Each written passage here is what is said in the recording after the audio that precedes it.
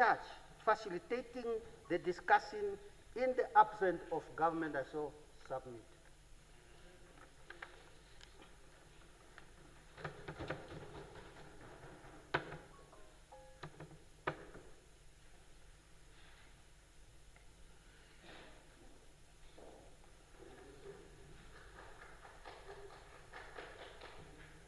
Honorable Lucato. Honorable Lucato. Honorable Speaker, members of Parliament, and the leaders of various political parties, thank you for the platform and the good day. Today, Tuesday, 17 February 2026, I hereby give notice that on Tuesday, 24 February 2026, I shall ask the Minister of Urban and Rural Development, my relative brother, Honorable Sankwasa, James Sankwasa, the following questions, who is also regarded as a very active minister. This is regarding on the unfair demolition of Namibian citizens' houses countrywide. Some Namibian citizens often lose their homes due to the unfair demolishment of their houses. The following questions are as follows. Number one, why do town council or municipalities demolish some houses built on land or plots given to the Namibian people by traditional authorities? Number two, town councils and traditional authorities conflicting over the giving out of plots to citizens. Number three, why do town councils and municipalities around the country demolish the houses of citizens but unable to reconstruct or aid in the reconstruction costs of citizens' houses who are often unable to afford new building materials? I so submit, Honorable Speaker. Yes, table the questions, please, Honorable.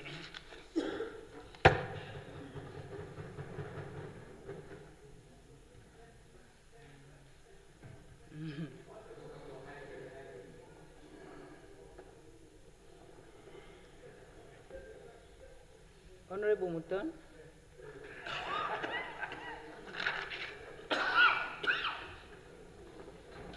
Thank you, Honorable Speaker. I hereby give notice that on the 26th of February, I will ask the Minister of ICT the following. In 2024, a deal was signed with Huawei to upgrade and expand our telecommunications infrastructure, specifically allowing for 5G capabilities. Huawei has faced numerous high-profile accusations of data theft, corporate espionage, and exploiting the data of other nations over the last 2 decades. Most notably, the African Union headquarters in 2018. A major report by Le Monde alleged that data from the AU's Huawei-supplied service in Ethiopia was being secretly sent to service in Shanghai every night for 5 years. There is a risk that Huawei can create a backdoor to access our data. Considering we still don't have a Data Protection Act, we are exposing ourselves to possible surveillance. Service providers like MTC and Telecom also have individual access to citizens' identity, location, online behavior patterns, and device information. I therefore ask the Minister the following. What legal and technical guardrails are in place to ensure that our citizens are not being surveilled by this government or foreign governments? Given that MTC and Telecom Namibia have heavily contracted Huawei for 5G, is the Ministry planning to establish an independent technical laboratory to audit vendor software updates before they are deployed on our national backbone? With the 5G core network being software-based, what specific contractual guarantees has the Ministry secured to ensure that all administrative control and encryption keys for Namibian citizens' data remain physically and legally within the Namibian border? As we expand 5G to rural clinics and schools through the Universal Service Fund, what measures are in place to prevent these remote towers from being used as entry points for unauthorized data harvesting by foreign equipment providers. Thank you. Yes, please table the questions.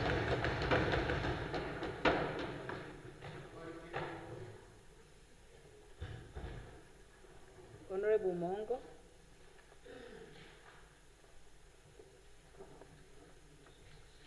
I hereby give notice that on Thursday, 26 February, I shall ask the Right Honorable Prime Minister, Dr. Elijah Kurare, the following. Namibia today faces a critical crisis in data credibility, research and statistical transparency which undermines the government capacity for informed development planning. Data sharing and research collaboration across government departments remain weak, and access to detailed data sets for the public is limited. These weaknesses constrain evidence-based policy making that undermines monitoring of national development goals and therefore reduces public and investor confidence in official statistics. I therefore wish to ask the following questions. Why has the government been reluctant to allocate sufficient financial resources to fully empower all research and data collection institutions in Namibia so that they fully execute their mandates in research and data collection? What measures are in place to improve the quality, verification, and public accessibility of government statistics, especially those related to unemployment, poverty, and economic growth, which are frequently challenged by experts and other private entities? What steps is the government taking to strengthen research capacity in public institutions, given that limited research outputs are constraining evidence-based policy making? Given the shortage of skilled researchers in key government and academic institutions, what programs are in place to develop human capital for sustained research and innovation? What accountability mechanism exists to ensure that ministries and institutions prioritize research rather than relying on outdated data for planning? I so submit. Table the questions, please.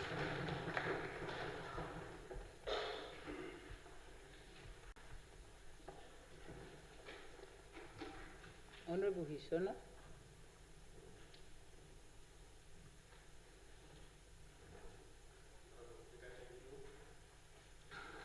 I hereby give notice that on Thursday, 26 February 2026, I shall ask the Honorable Minister of Education, Innovation, Youth, Sport, Art and Culture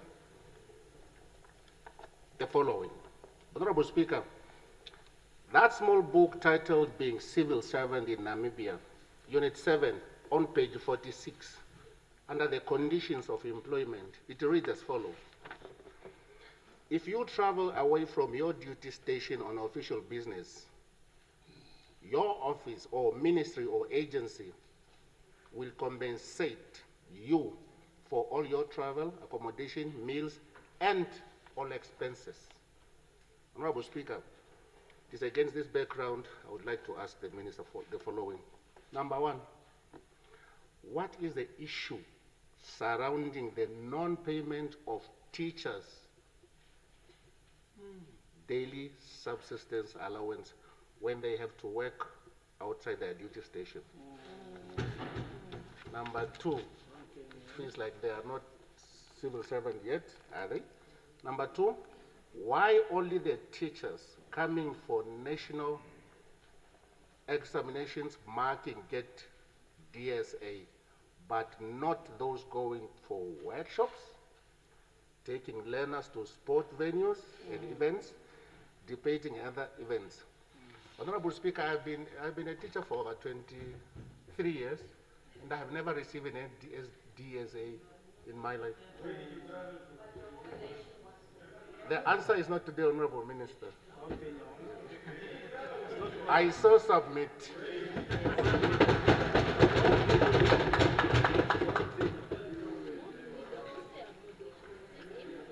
Everything, not accommodation only, everything.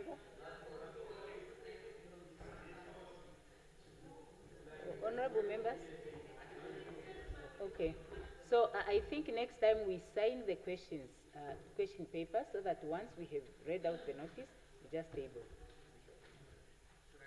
Yes, please.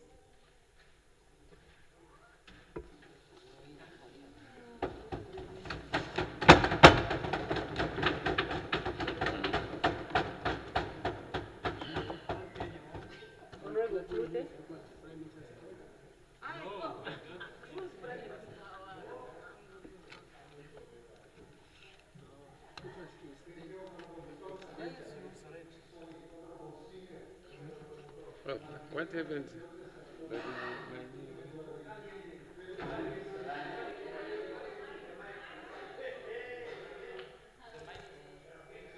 Thank you, Honorable Nekundi. Honorable Speaker. Honorable Speaker, I hereby give notice that on Thursday, 19th February 2026, I shall ask the Honorable Minister of MIRT the following.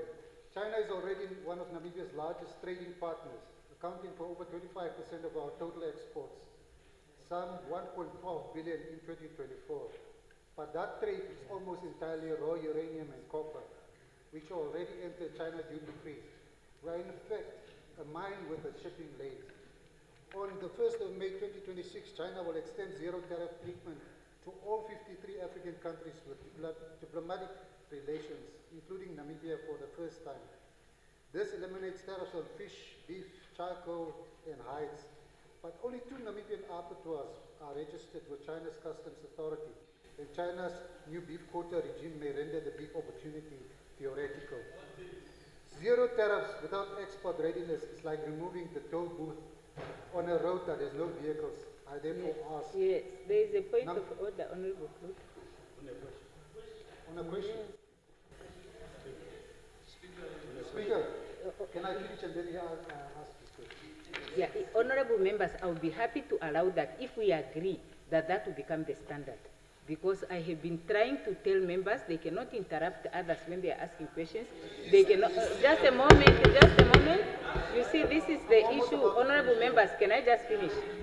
If we can agree that yes, when a member is asking a question, they are not interrupted. When they are answering a question, they are not interrupted. When I rule to say a person is answering, especially this side of the house, they will jeer in a chorus, as they are doing now. Yeah. So, but if the honorable member is raising a point of order, Honorable Nekundi, just one moment, Honorable Nekundi, is it having to do with what the honorable member is saying? Okay. Let me hear the gist of it. Thank you very much. No, I want to hear the gist of it to find out what... I stand on a point of order, which means that a member may stand on a point of order at any time if a rule is violated. Okay. Now, I stand therefore Rule 131 D. It says a question may not contain arguments, inferences, and I just want to, according to the definition, inferences says is a conclusion reached on the basis of evidence and reason.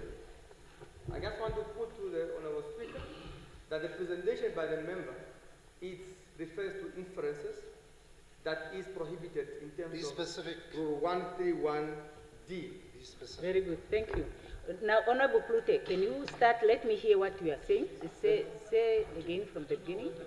Number 1, which Namibian products will benefit from the zero tariff access, and will the Minister table a schedule of affected tariff lines and estimated savings for this house? Number 2, has the Ministry conducted a market analysis identifying Namibian goods with competitive potential in China? If not, why not 16 months after the FOCAC announcement? 3, has the Ministry sought clarification on whether African beef under the zero tariff policy is exempt from China's tariff rate quota imposed on the 1st of January 2026? 4, how many Namibian facilities are registered with China's General Administration of Customs, Food Exports, and what is being done to increase this number before 1st of May? 5, what engagement has occurred with Namibian exporters in beef, fisheries, minerals, and value-added products to prepare them for this market opening? I so submit, Honorable Speaker. Thank you. So, Honorable Plute, table the questions. No. Okay, honorable members, what I want to say is, Honorable Plute did not start from the beginning. So I'm not able to tell whether Honorable Nekundi was correct in what he said or not. So I'm unable to rule. I'm not able to rule at this point because I did not hear what the Honorable Plute said. But what I want to say, honorable members, is we need to pay attention to that provision. that talks about what we cannot do when we are asking questions, because otherwise we create problems. So please, I just want to appeal, we continue. Honorable Mbundu.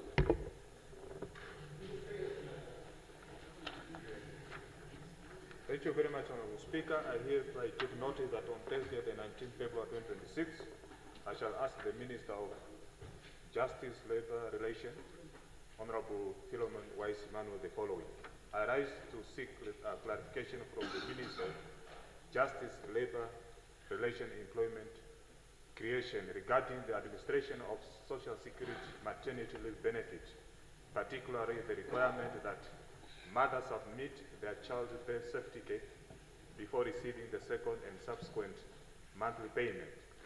It has been brought to my attention that many mothers, especially those whose partner works at the sea or otherwise absent for an extended period, face delays in assessing their full maternity benefit. These delays occur because this issuance of birth certificate often require both parent details, which can result in a financial hardship for mothers and newborns during the vulnerable period. I thus ask the following. Number one, will the government consider introducing a temporary birth certificate valid for a period not exceeding 6 months to allow mothers to receive Social Security maternity benefits promptly with full registration completed with all parental details available? Question 2, will the Minister consider amending the relevant regulation so that the birth certificate is not a strict precondition for second and subsequent Social Security maternity benefit payment, provided there is a medical proof of birth? I so submit. Table the questions, Honorable Member.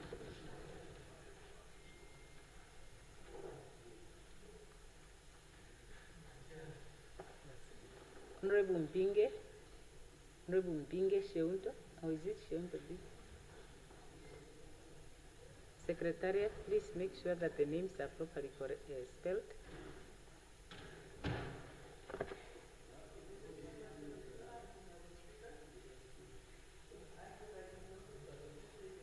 February 2026, I shall ask the Minister of Finance, Honorable Eli Chafuta, the following. The Namibia Private Practitioners Forum has closely monitored developments within Public Service Medical Aid Scheme and wishes to highlight emerging fiscal and operational concerns impacting both the public and the private healthcare sectors. Recent stakeholders' engagements indicate significant expenditure overruns, delayed payments to providers, and challenges with claims management and governance. Clarification is therefore sought to ensure the sustainability, transparency, and efficiency of service, as well as the protection of taxpayers' resources. I therefore wish to ask the Honourable Minister the following. When will the outdated reimbursement rates be updated? And what interim measures will protect members and retain providers? How does the Ministry plan to balance combating national priorities while addressing ancient SEMA's funding gaps, such as the 367 million in delayed claims from December 2025 and January 2026? Has the Treasury verified SEMA's claim of overutilization and assessed the long-term sustainability of its spending? What role will Treasury play in overseeing and ensuring the effective implementation of the new SEMAS board and updated provider contracts? How will the Ministry ensure that any reduction in benefits or limit on medicine does not compromise healthcare access or quality for government employees? I so submit, Honourable Speaker. Thank you. Honourable Member may table the questions, please.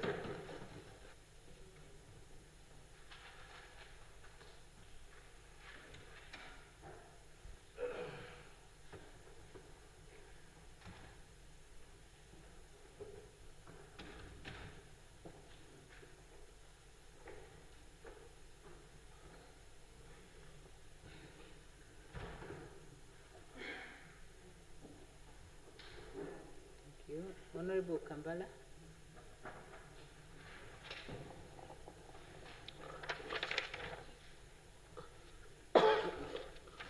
Honorable Speaker, notice is hereby given that question number 274, take note, number 274, originally submitted on November the 4th, 2025, direct to the Honorable Minister of Finance,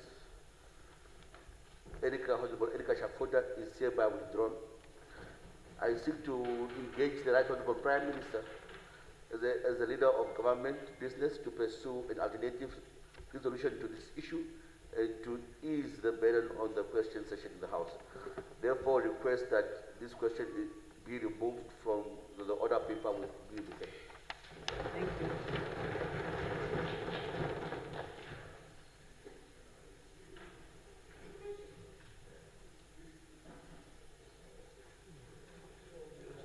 Honorable Bulunga. Oral.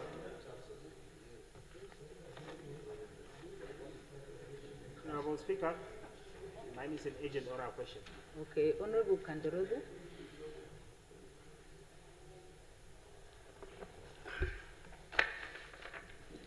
Thank you so much, Speaker. I hereby give notice that on the 19th February 2026, I shall ask the Minister of Home Affairs, Immigration, Safety and Security, Honorable Lucia Ipumbo, the following questions. Honorable Speaker, I rise to raise a matter of public importance regarding the current format of the firearm license document, which is issued in booklet form. In Namibia, you cannot legally own or carry a firearm without an approved license issued by the Namibian Police Force. The process may seem overwhelming, but this step-by-step guide ensure you follow the correct processes to own firearms legally. Step 1, understand what a firearm license is. A firearm license is a legal document that permits you to own and use specific firearm for a specific purpose. Each license is unique to the firearm and owner, and you need to separate license for each firearms you want to own. The existing firearms license book is bulky, vulnerable to physical damage, and inconvenient for lawful firearms holder to carry because it is made of paper with multiple pages. It can easily be torn, damaged by water, deteriorated over time. This presents a risk not only to the document holder but also to enforcement officers who rely on clear, durable documentation for verification purpose. In this era of modernization and digital transformation, most official documentations, identification documents such as national identity, driver license and voter registration cards have been converted into secure durable cards formats. These cards are easier to carry, more resistant to environmental damage, and can incorporate modern security features such as barcodes, microchip, and biometric verification. Therefore, I respectfully ask whether the relevant ministry has considered converting the firearm license book into a secure card-based system similar to the national identification documents, whether a review can be conducted to assess the visibility, cost implication, and security benefit of such transition. Finally, whether digitization and integration into central verification database can be explored to improve efficiency and reduce forgery. I so submit. Yes. Thank you. The questions, Honorable Mbo.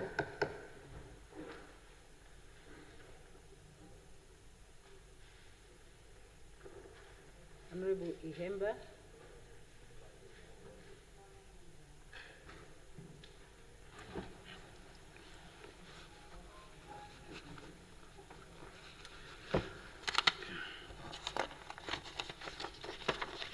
Thank you, Honorable Speaker.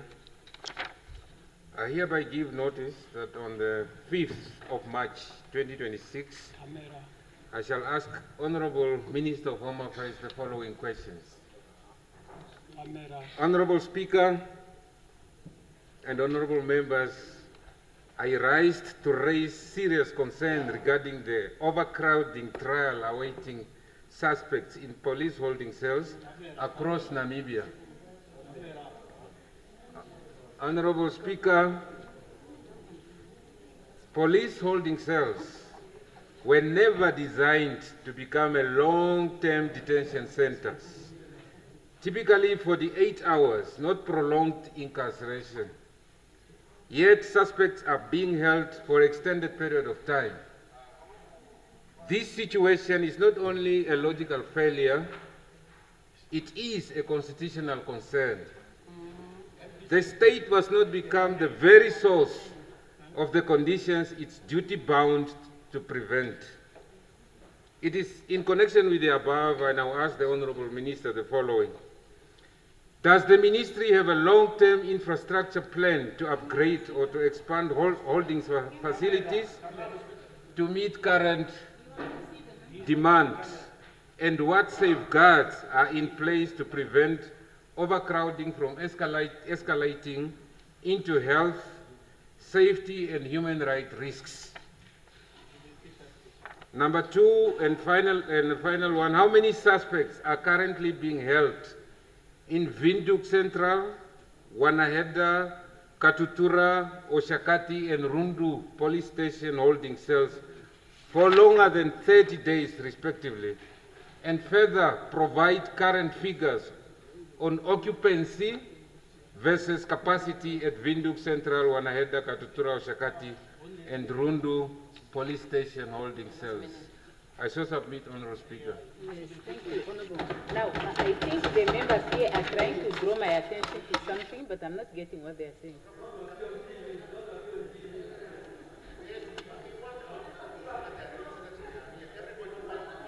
I beg your pardon?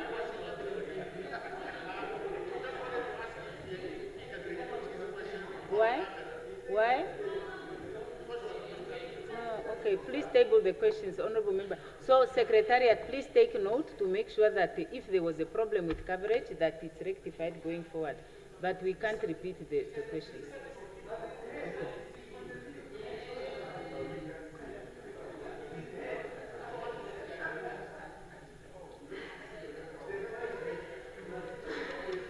Yes, thank you, Honourable. Yes, Honourable Ampanda indicated his is oral, ne? So, okay, then we go to the next member, Honourable Mulunga, and then Honourable Ampanda would come later.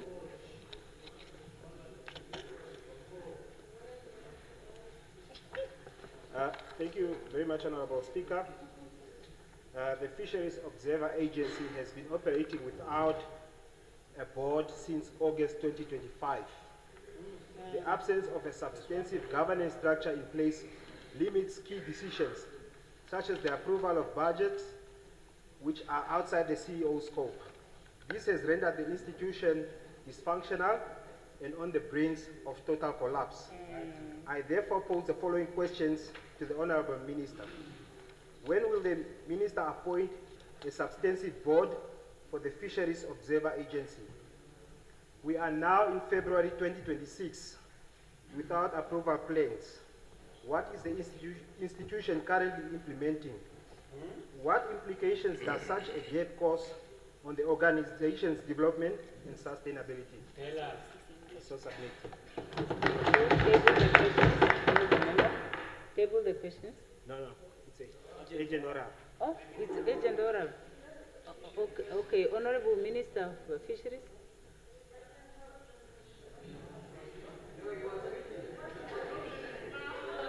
But Honourable Member, you were reading.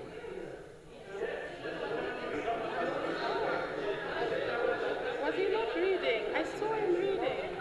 Just ignore him, wasn't it? Is there a rule that limits a person from reading or not reading? Yeah. Well, Honourable, but you were reading, please. Next time, oral agent questions are questions that you need to pose. There was no time for you to prepare according to the rule, and I need to cite that rule again. The rule says all questions must be notified, and that notice must be in writing, unless if it is of an agent nature. But I think what we do now is it's a choice, like, do I want to ask it orally? And at one point, really, I would enforce it very strictly. I don't want to look like I'm stifling members, but I want the members to take note that this is something that is of concern, and I will start to strictly enforce that rule. Yeah. So now we will see how the minister will deal with it really, and we will understand if the minister has difficulties, because the member was reading, I was expecting him to table the question. Yes, and the Honorable Secretariat, we are now, I think, at urgent oral questions. Set the clock for 20 minutes. Eh? Yeah. No, let's first hear the minister, please, Honorable Member. We want to hear the Minister of Fisheries. Thank you, Honorable Speaker. The Honorable Member was reading his questions. I beg for the same privilege to prepare and to answer accordingly. Thank you. Yes, thank you very much. Yes, Honorable Member, on the point of privilege. Honorable Thomas.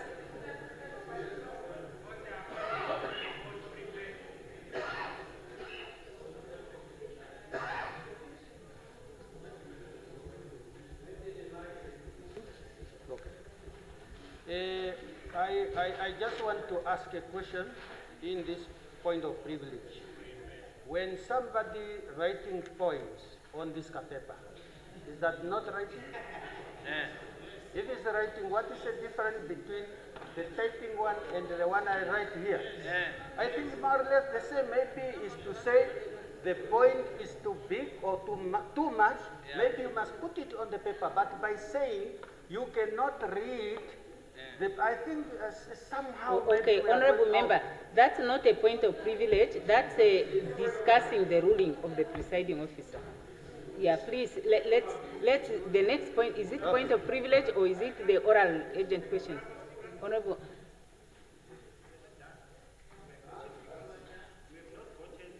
We are done, Honorable Member. I have made the ruling.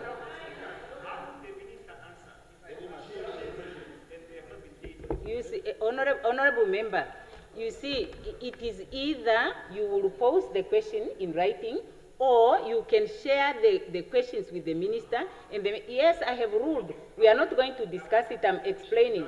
I'm explaining. No, I'm not going back. No, I have ruled on that one. I have ruled, Honorable Mulunga.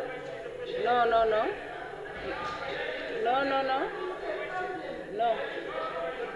Honorable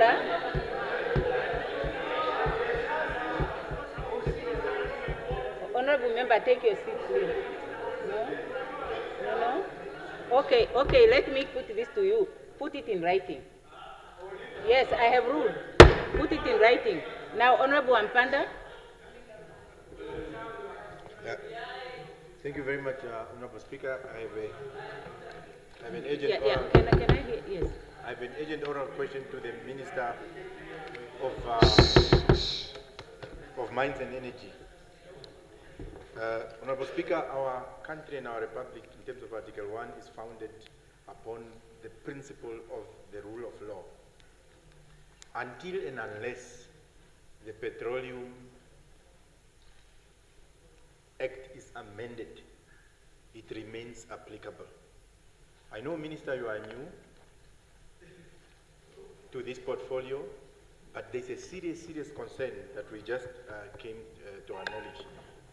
On two levels. Firstly, it is my understanding, correct me if I'm wrong, I'm always prepared to learn. It is my understanding that before you take any decision that has to do with petroleum in terms of the status quo, is to be taken by you. It is my understanding that decisions that has to do with oil, petroleum, you first check them with the advisors, oil advisor at the State House. That's the first one. It will be very concerning because that's not in accordance to the law that exists and also the principles of the rule of law in our country too. And last, I have also established that various platforms, we are busy with, local content and all these policy instruments. These very important instruments that are within your power as a minister are actually being handled by these oil advisors. But the law has not changed. Yeah? If it has not happened with you, fine. But I really want to Honorable Nekundi, why are you doing this? Don't answer a question for him. No, no, don't do that. No, it's a serious issue. Yeah, okay, okay. Just talk through the chair. Yeah, Honorable Nekundi, whatever you are doing there. Okay, okay. Now let's continue. The minister is competent. We have confidence in you. There's no, yes, we have confidence in you. He mustn't write you notes. So Minister, this issue is very serious. And that's why this thing, we are trying to find a way how we can resolve our differences that we have with this oil thing. But you know, these things that just happen, there's a law. Okay. Yeah, there's a law. So is it happening under you? Or if you cannot attend an event as a minister responsible for mines and energy, you have a very energetic and beautiful deputy minister who can attend those events in your behalf, on your behalf. Why are oil advisors attending these platforms and not yourself and not your deputy minister? We are seriously concerned about these things. Very good. Minister of Energy and Mines.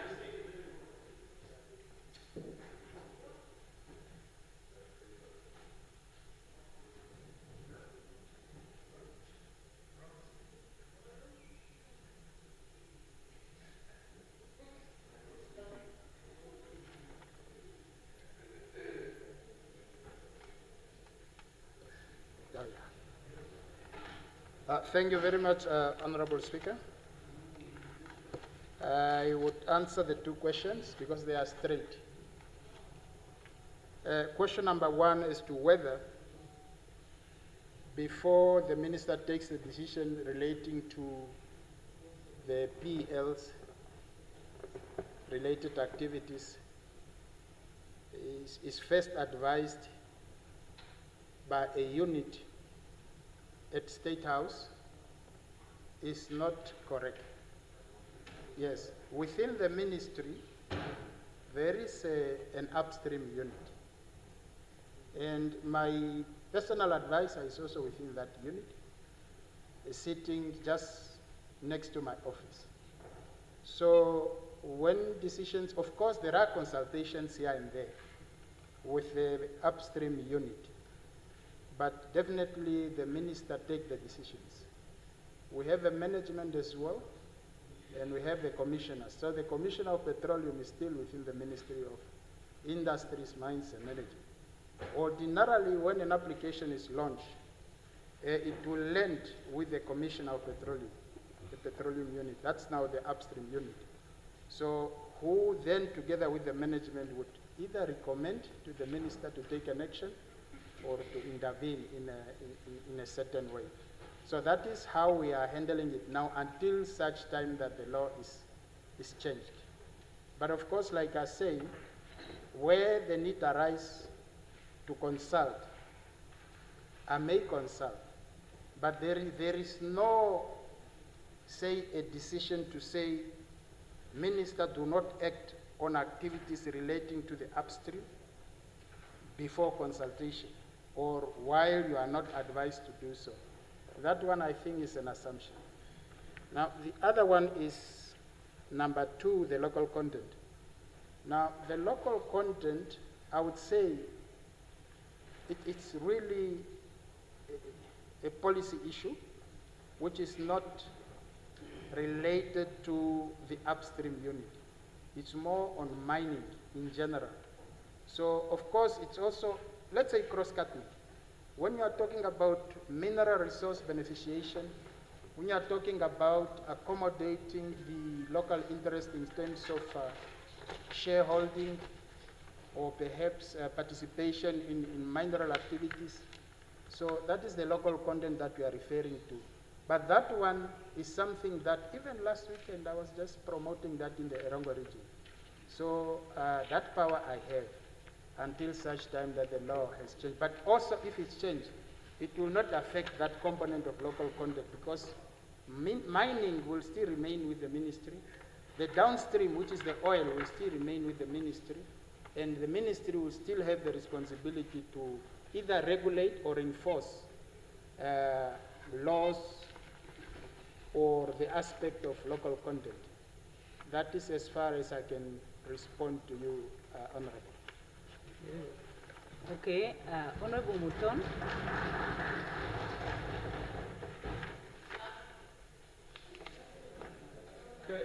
present oral question to the Minister of ICT. Yes, yes, please. So the long overdue Data Protection Act was scheduled to come to Parliament in September last year.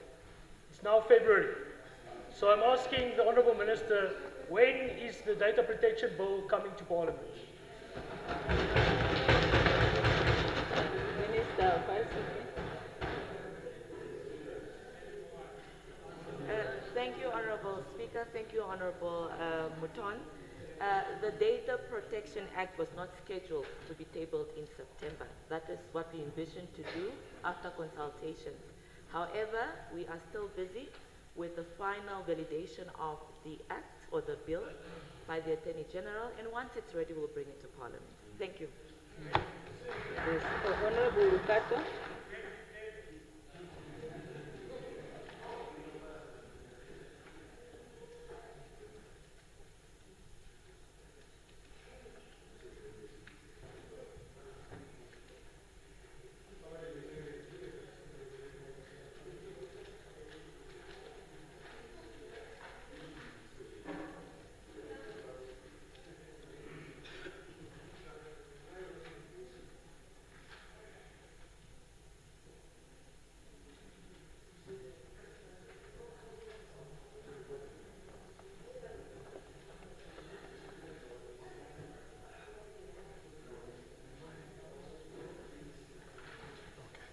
Honourable Speaker, thank you very much for the platform.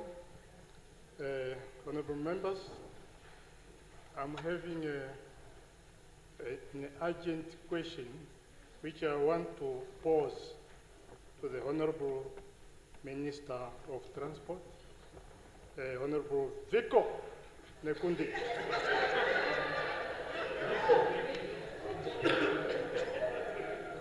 Also is very active minister. Honourable Minister, I just want to find out the project to connect the railway line from Grootfontein via to Kavango regions up to Zambezi, Katima Muliro. This project was already approved by the previous government or cabinet. So when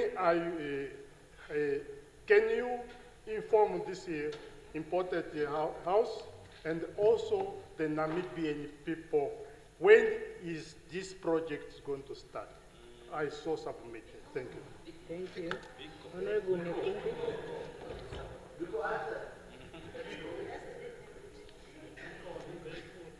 Thank you very much.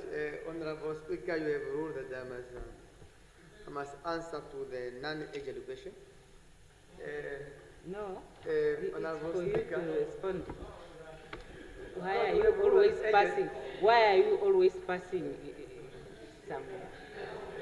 No, I'm saying... You are always fighting with the speaker over one thing or another. I'm answering the question, Honourable Speaker. I'm answering the question. I'm just saying it is possibly very urgent. Honourable Speaker, yes, the project is important. A project of that nature, it is not a $1 project, and it requires all sense to be put together in terms of the thinking. We have finalized the process of the feasibility. It was finalized a year ago. After the finalization, it has given us different ratings depending on the number of countries that must participate. And if Namibia participates on its own, it's at the ratio of 6. When Namibia and Zambia alone, the two countries participate, around 7. Namibia, Botswana, Zambia, it gives us the ratio of the highest of 9. So that feasibility is favorable in all three facets. We just concluded now to procure the service of the transactional advisory and the method of engagement with the consultant that was finalized.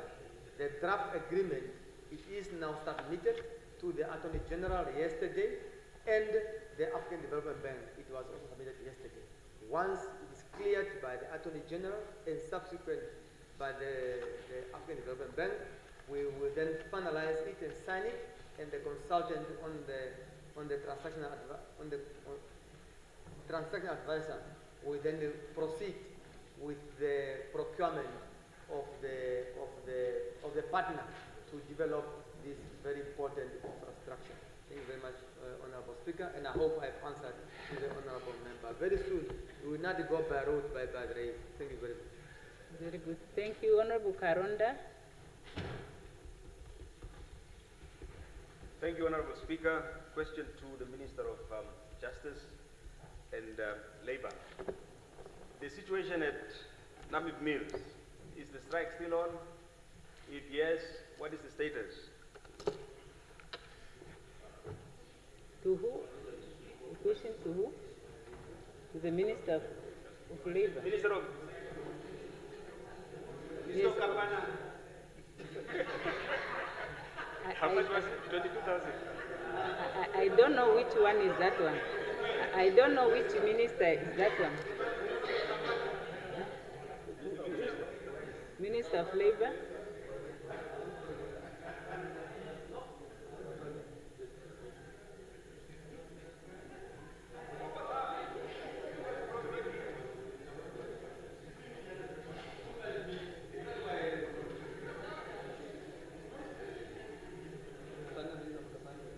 Ahawe would like to instigate. No, he withdrew. Honorable Speaker, you are calling on me? No, he called on the Minister of Kapana. I said I don't know who the... I told him I don't know who the Minister of Kapana is, and he said he's asking for the Minister of Labour. So I know Honorable Nekundi, they was trying to advise you to take on the Speaker, but I did pick that one up, and he said Minister of Labour. Okay, so Honorable Kandorodu. The question. Honorable Kandorodu. No, you are the one who is asking Minister of Kapana, and now Honorable Nekundi focused there and made sure that the Minister does not answer. Now we go to Honorable Kandorodu. Yeah, Honorable Kandorodu now have the floor. Okay, thank you, Speaker. No, but I can see both you and Honorable Nekundi are trying to take each other's on at the expense of the program. Because I told the minister, the MP, that there is no Minister of Kapana. And then he called on the Minister of Labour. But because the minister, maybe he did not hear what took place here, he decides not to respond because he takes offense because you called him Minister of Kapana. No, you posed the question and you said it to Minister of Kapana. Yes, Honorable Member. I heard that. And I answered, I don't know who the Minister of Kapana is. You said Minister of Labour. Okay, now I have given the floor to Honorable Kandorobu. Oh, was it Honorable Kandorobu? Oh, okay. So, Minister, can you please answer? Now you should have said that. Yeah.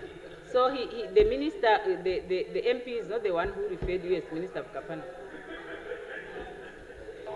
Honorable Speaker, I have heard a question from Honorable Varestas Karonda. However, in accordance with the rule that govern all of us, before I could take the floor, there was an interjection.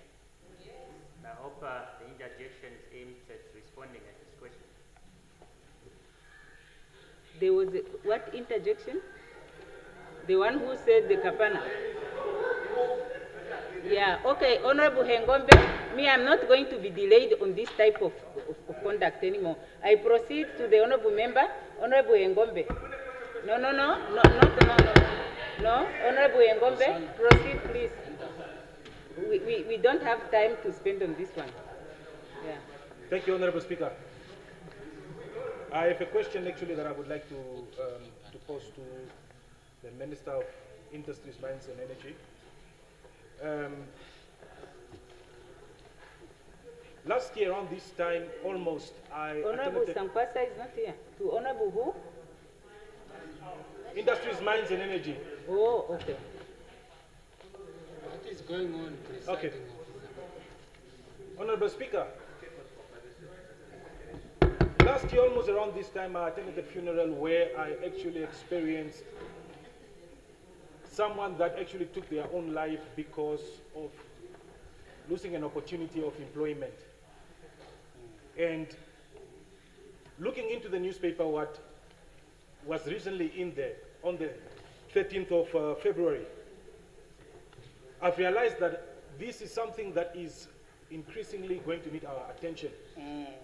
And I have a question that I would like to post. And the question is related to the Epangelo mining company that has extended the contract of their CEO. Now, my main concern is,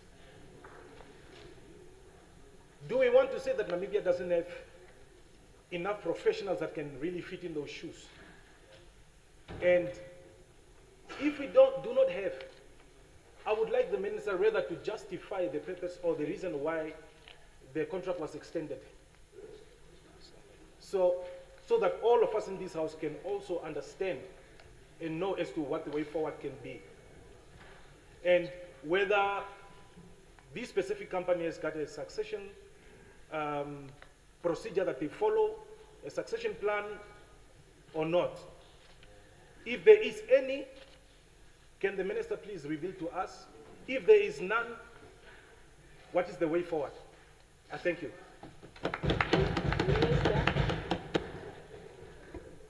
Minister.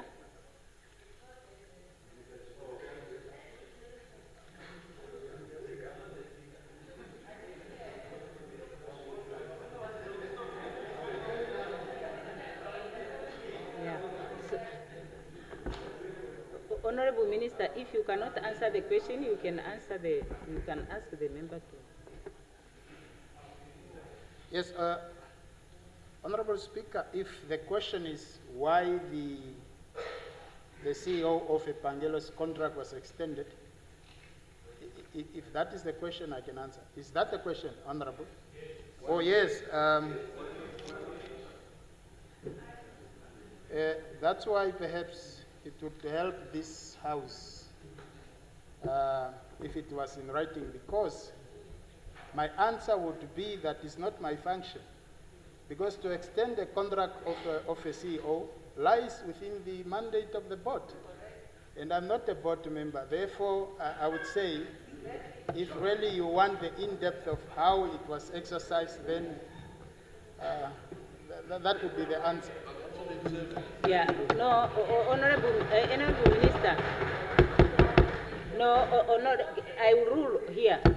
The member should go and put the question in writing.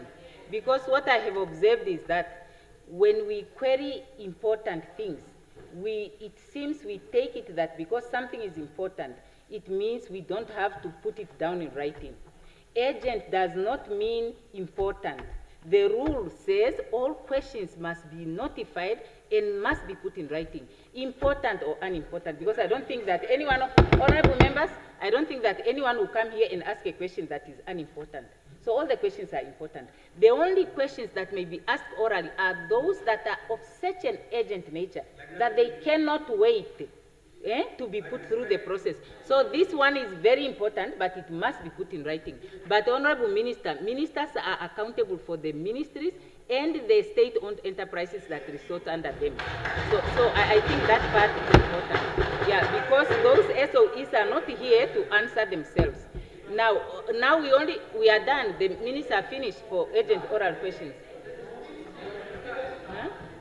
No, it's 20 minutes. It's exhausted.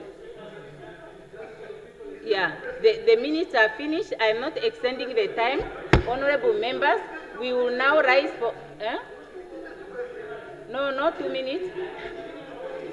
Honorable members, we will now rise for a break until 16 hours. Honorable members.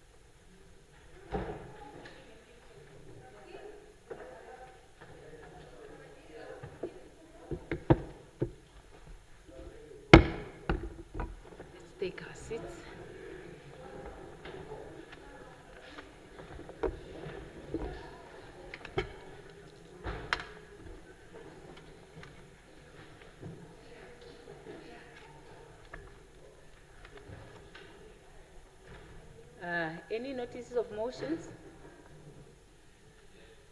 Honorable Karonda is not here. Honorable Amtenya.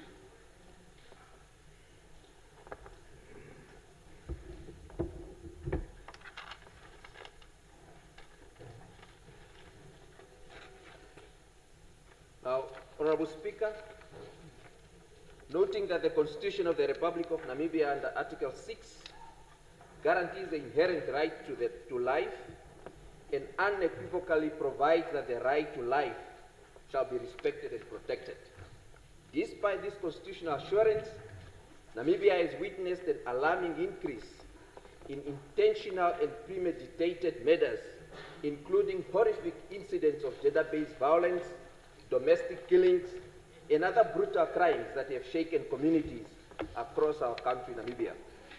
These barbaric acts erode the social fabric of our nation, undermine public confidence in the criminal justice system, and raise serious concerns as to whether our existing criminal laws, enforcement mechanisms, investigative capacity, and sentencing policies are sufficiently robust to deter, prevent, and decisively respond to such grave violations of the rights to life.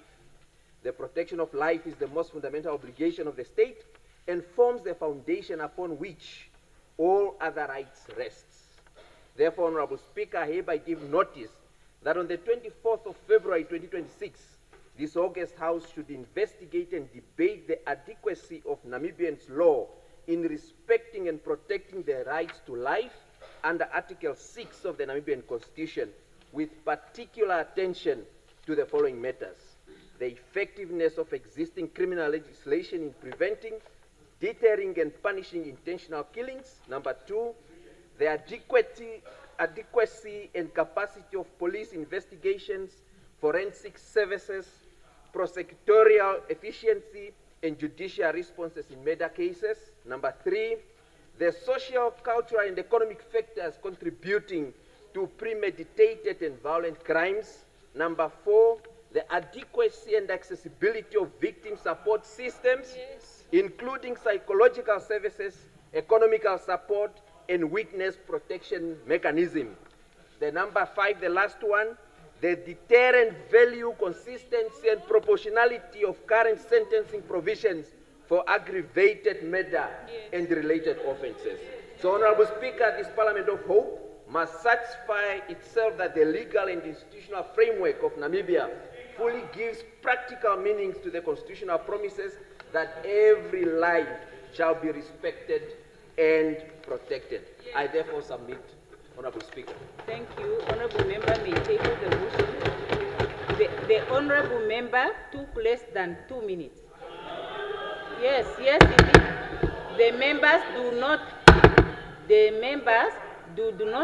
not prescribe to the presiding officer how to rule. This is less than 2 minutes. In fact, this is exemplary. If all of us...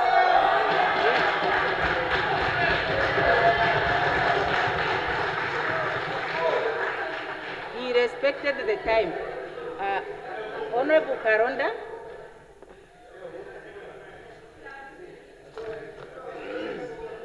Thank you very much, Honorable Speaker. I move, I hereby give notice that on Tuesday, two motions, notices. No, one. I hereby give notice that on Tuesday, the 4th of March, I shall move that this August House discusses the establishment of a national productivity organization to help improve productivity, efficiency, innovation in both public and private sectors. I submit. Very good. Thank you. You may table the motion, Honorable Member. Yes, Honorable Member table, you have done very well there. I must admit. No, don't spoil it, Honorable Member. Just table. Just table. The rule says, move has up to so much frequency once. Once. Yes, that's what the rules are saying. No, once. But he did very well. Very good. Honorable Ampanda. Hopefully I can do it in 2 minutes. There exist on the African continent a parliament that may possess more teacups and perhaps spoons than books. In this country, located in sub-Saharan Africa, there are schools whose libraries hold more volumes than the so-called Library of the National Parliament. Let there be no further wandering and speculation. That country is Namibia. Parliament itself, the National Assembly in particular, appears to have accepted the reality that what is styled a library may not in fact meet the substantive definition of a library. In external correspondence, staff of this facility refers to it interchangeably as the Parliament Library and Prof. Peter Kachavivi Resource Center. In the 21st century development discourse, two forms of leadership orientation may be discerned. One concerned with form, the other with substance. In this regard, the National Assembly must determine whether it seeks a library that meets only the minimum definitional requirement of the Namibia Library and Information Service Act 2000, number 4 of 2000, or a library in form, or whether it aspires to be a substantive library. Parliament states that the purpose of this facility is, among others, A, closely work with parliamentarians to meet their requirements, B, to provide up-to-date and relevant information service, C, organize and process information sources professionally, D, ensure a good preservation of Parliament records. In its present state, however, this facility is unable to meet the needs of parliamentarians. A diligent parliamentarian seeking a book published in 2025 knows that such work is unlikely to be found there. Furthermore, how can the library ensure preservation of parliamentary records when ownership and control of parliamentary videographic footage reside with the Namibia Broadcasting Corporation? How and why should the parliamentarians be compelled to approach NBC and pay for access to their own proceedings? How can parliamentary library ensure the preservation of its record when the Hansard, which is a verbatim report of debates and proceedings, is privatized and controlled, and thus vulnerable to manipulation by external private entities? It is evident that what we possess is a parliament library in name but not in substance. Notice hereby given that on Wednesday, 18 February 2026, I shall move that this Assembly 1 debate the essence, content, and character of the Parliament Library. 2, conceptualize and propose a framework for the expansion and strengthening of the Parliament Library. 3, discuss the necessity of establishing substantive parliamentary archives, which shall include the ownership and control of parliamentary footage and the termination of privatization of parliamentary Hansard. 4, discuss a framework for a member's deposit within the parliamentary archives, so you can go there and put your own record for history, in accordance with international standards and the Archives Act number 12 of 1992. I so submit, Honourable Speaker. Exemplary. Huh?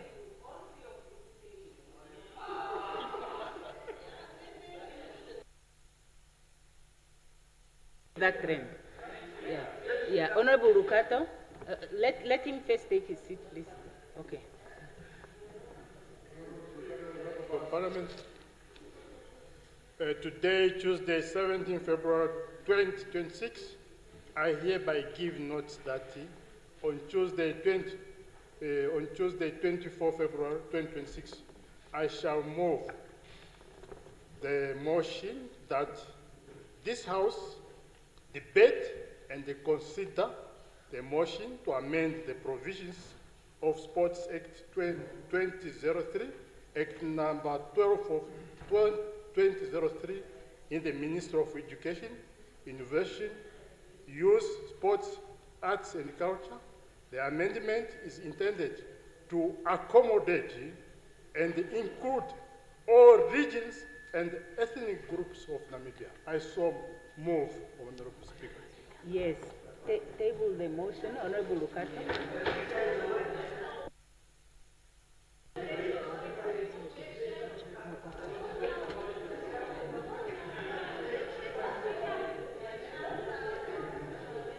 Thank you.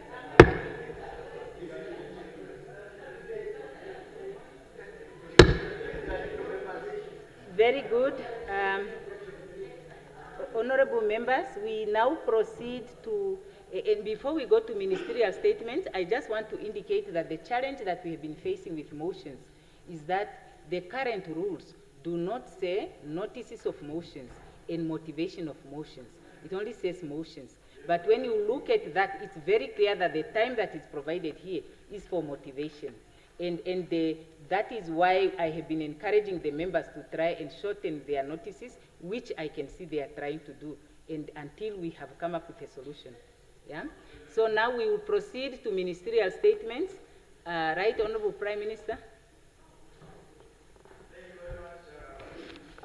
Oh no, I must switch on. Okay. It's switched on. Thank you very much, Honorable Speaker, honorable members. I rise before this august House to address you as honorable members of Parliament.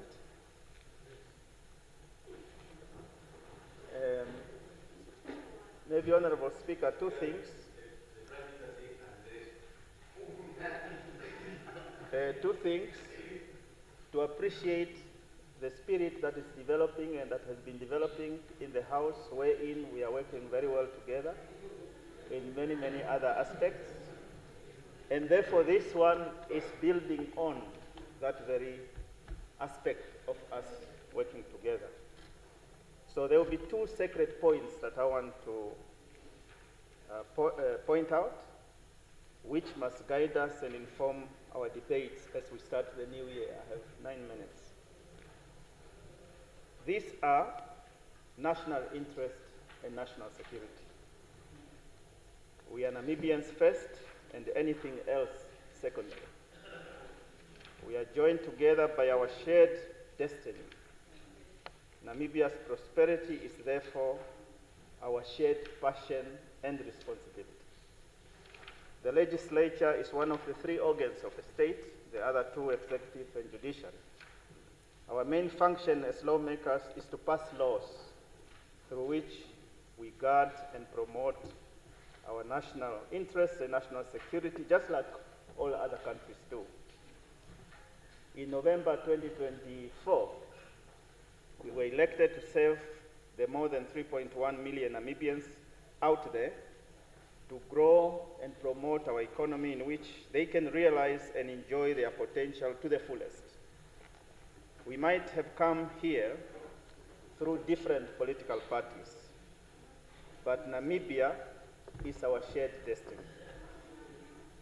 When it comes to national interests and national security, we must bounce back, and we must bounce back as one, in the spirit of one Namibia, one nation.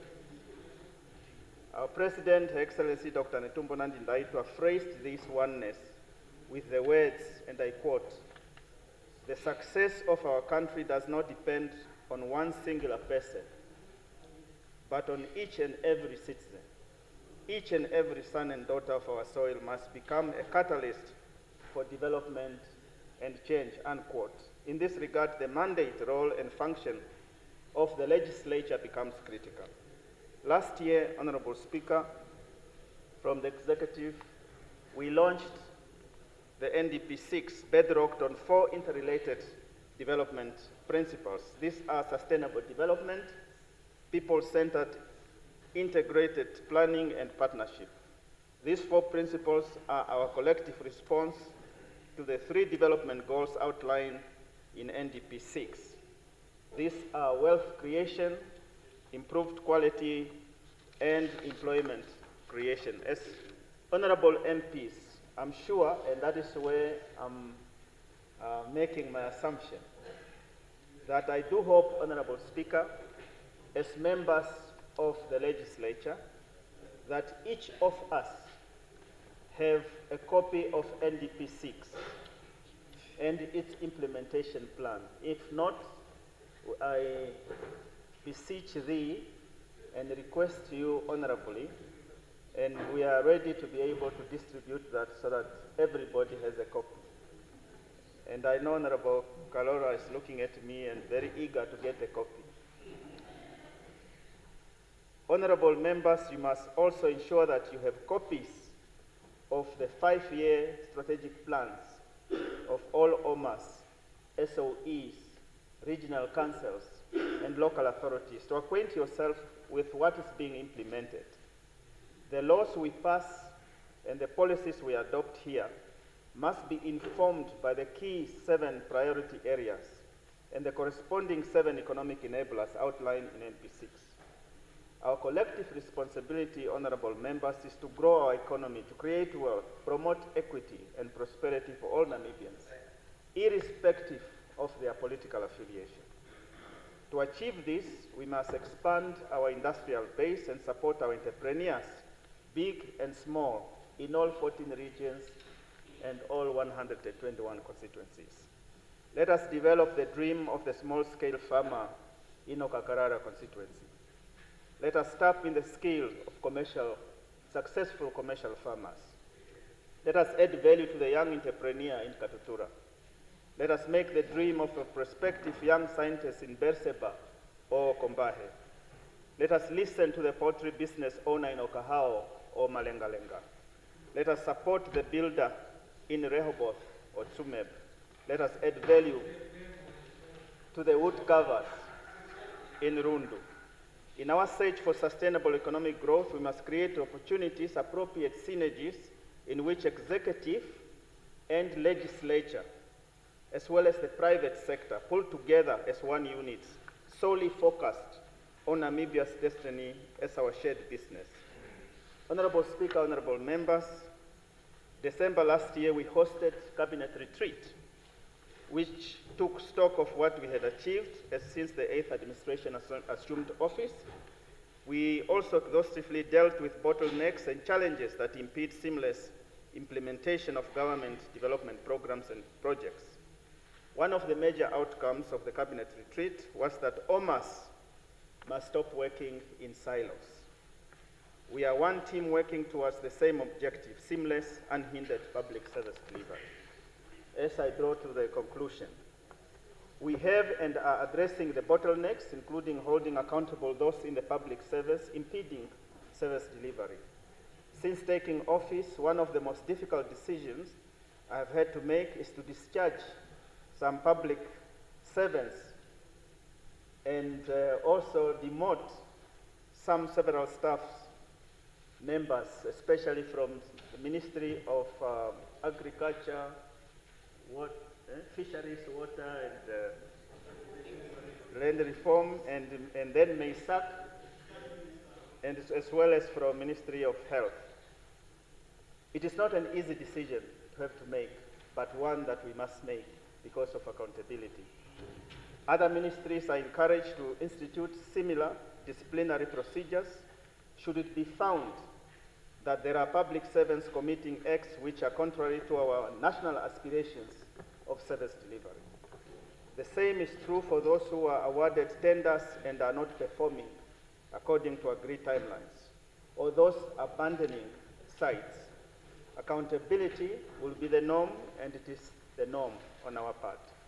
As MPs, you play a significant oversight role in all the synergies we are creating. We must therefore synchronize our most often fragmented voices into one voice. We must synchronize our silo execution into one compartment of service delivery as one government. As I have said before, from the top to the bottom, from the bottom to the top, our voice and our action must be one. The left hand must always know what the right hand is doing. The alignment is very crucial if we are to succeed. Honorable Speaker, NDP 6 is our roadmap. The ladders that we must have to use, we must use to reach the top are the 5-year strategic plans, annual plans, and annual procurement plans. Our appeal is that all members of Parliament should acquaint themselves with these documentations in order for us to be able, if and when we are not carrying out certain things in the manner that we have stipulated in these documents, then you can be able to call us to order and say, please, you said this and you must be able to do this. But if you have not read the Bible of what we have come up with, it will be difficult for you to preach from a position of empirical data. It is often said, law without justice is like a wound without cure. We won't be able to cure the wound of poverty and inequality if there is no social justice in the passing and application of our laws. As MPs, we will be the perfect culprits if we allow this to happen. In other words, Honorable Speaker, We are in this together. Let us own NDP 6. Let us see it in schools, hospitals, clinics, and rural development, informal settlement, rural feeder routes, rural electrification, in the provision of water and sanitation. Let us bury political differences. Let us practically bow to our people, assuring them that we are equal to the task. Let us demonstrate that we value and treasure their votes. And as here, we are all national leaders, and we have equality of honorable membership here. So this was just an appeal, honorable member. I know my time is up, but I think I have, just a few seconds. Honorable Speaker, honorable members, thank you so very much for your attention. Thank you, Right Honorable Prime Minister, Honorable Ampanda. Yeah, thank you, Prime Minister. I think, imagine Prime Minister, if you have to run a marathon, and then there is a beginning, but there's no ending. You won't be able to determine whether it's 100 meter or what. That's the biggest problem that we've always had with the 8th administration, and what you are beginning to do, so that we can see the yardstick. We need to know what is our fiscal orientation. What do we want? Now you hear public wage bill is what. Now you protect jobs. Now you hear middlemen out, middlemen in, and so we just don't know what is basically happening. So I'm rising to say, firstly, it is good that as a Prime Minister there is that orientation. This is where we are going. It must now cascade. What is the direction? I'm not talking about policies. What is the direction with gender? What is the direction with mining? What is the direction with infrastructure? What are we doing with defense? Yeah? What are we doing in terms of that orientation? That's the first part. Because we don't see, we just see minister launching this, eating this and what, but what you have done must also happen with other ministers so that we can follow. So that even when we criticize, we can see, here you are doing very well. Now you just don't know. You don't know you know where you are starting, but you don't know whether it's 100 meter or a marathon, or you don't know where a person is jumping, high jump or whatever. Minister today like this or like that. Last speaker, we want to hear from the government. Vision 2030 is ending in 4 years' time. And of course we know that we have not achieved most of the targets of Vision 2030. Yeah? But Vision 2030 did something very important. All of us, even as private citizens, as students, as researchers, we always use that as a yardstick, that our aspiration is that we want an economy that grows at 7%. That's what's in Vision 2030. So the government is working towards that. The private is working towards that. Whether we are going to achieve is another thing. At least we know the destination where we are going. We are not hearing anything whether we are going to. We know it was a Malaysian consultant who developed that. It doesn't matter. But are we having Vision 2060? Now we even hear the president. President just say NDP and Agenda 2063 or something like that. But our previous leaders used to say NDP Vision 2030. Are we developing a new vision? We just don't know. We are here, but we don't know whether it's a marathon or 100 meter. So can you please elucidate that direction? Where are we going in terms of our long-term developmental plans? Thank you. Honorable Nashinge. Thank you very much, Honorable Speaker. Thank you very much, Right Honorable Prime Minister. Thank you for the statement that you have made. All of us here, we want the best for the motherland. And I don't think there is anyone that has a monopoly in as far as wanting the best for the country. All of us, we want to see greatness. But the challenge we have is that from the administration side, we truly lack action. There is no aggression. There is also no proper direction, especially now. Personally, in my individual capacity, when it comes to unemployment, I don't sleep. There is no clear indication from your side as to how are we going to address unemployment from now on to 2029. There's actually nothing, because the stadiums that we want, you must produce this little one first before you start seeing action in the field. But again, sport in this country cannot take care of an average of 5 people in a household. The league is struggling because it seems the focus now is sport. The feeling we are getting is that sport is a savior at this point in time, which I believe is not the case. So I think let us push, but let us be aggressive enough so that we truly find a solution now, because again it seems the train of thought in finding solutions to our problem is oil. It seems we are just focusing on oil. But 2030 is very far, and our people need to eat now. Our people need hope now. Our people, especially the young people, need to get out of the streets. But what is the solution moving forward? I'm glad I had an engagement with you on the issue of electricity to say the 2 billion or 1.5, if I'm not mistaken, that we ship to South Africa to buy electricity. Why are we not dividing it to buy electricity from Angola, which is cheaper? I'm seeing a bit of movement now. I saw some announcement last night. That's the type of action that we need. So basically right now, electricity is all we need to start working industrialization and all that. The announcement you made the other week, for example, that most of the products should come from home. I'm pleading with you, Right Honourable Prime Minister, to go and just engage the colleagues next to Arebush, the Namibians who are into wood carving and they are selling, and just look at their issues. How do you expect those guys to produce, to put a table together for a school or for an office in that environment? They don't even have toilets. They don't have electricity.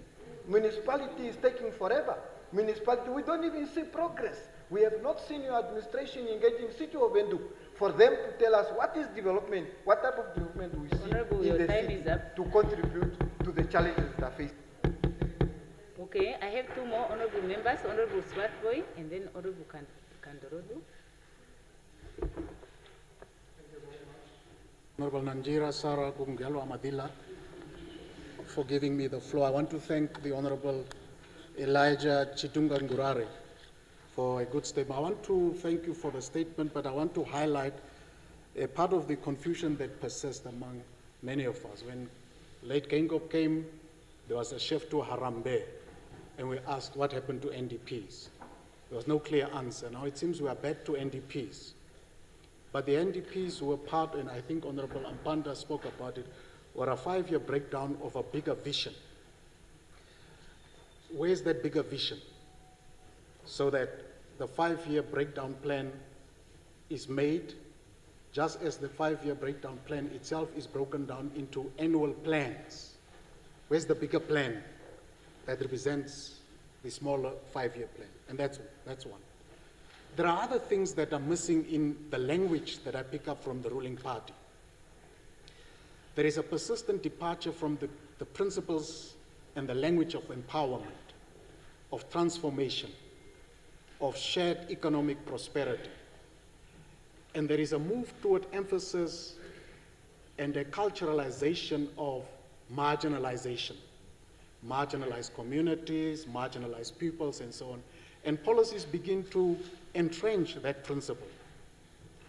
And no one then says, but who began to marginalize these communities? Because it seems that this government of post-1990 is just adopting a concept of marginalization, which it seems to own, but who started this? Why was it started? How do we end it? And therefore, if we analyze and understand why marginalization happened, what are the specific interventions that must be made to deal with marginalization alone in an equitable fashion vis-a-vis other communities?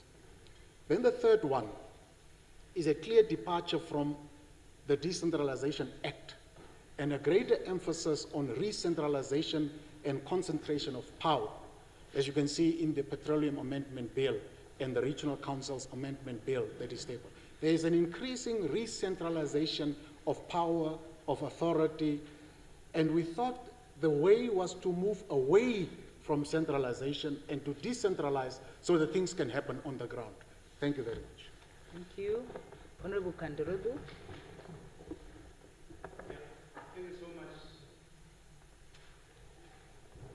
Honorable Prime Minister, for your directive and good words. I really appreciate it.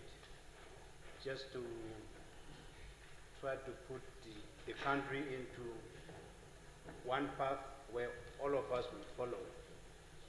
However, there are few things that you also touch on, that the left hand must also know what the right hand is doing. And the most important thing is the way we are doing things sometimes at the technical level, technocrats level, is haphazard. Now you don't know who is in charge. Let me give you an example, and this delay development, this delay progress. Town planning, we want to build 2,000 houses. But we cannot start with land servicing. We'll start with the construction of the house. And then the minister will hand over the house that is not connected to electricity, water, sewerage, the whole reticulation setup is not there. These are very confusing. While we must start with land servicing, roads, electrical lines, water and sewerage reticulation, and then the house. But because we target the number of delivering 2,000 houses, we forget the rest. As we speak now, we have houses, mass housing, that are not connected to sewerage system at all. While we have people that are homeless, people that need shelters. So there are these haphazard arrangements that we are doing. You mentioned a very good example of rural electrification. 50% of electrified localities are half electrified. Half electrified. So now you have one community within one locality or one village that enjoy the fruits of independence. And then you have another one that doesn't enjoy the fruit of independence. They are forgotten within the same village. The notion says, because we have electrified locality A, the system doesn't allow us to come back there. So those type of arrangements, so let's trickle out down the benefits to all the people equally.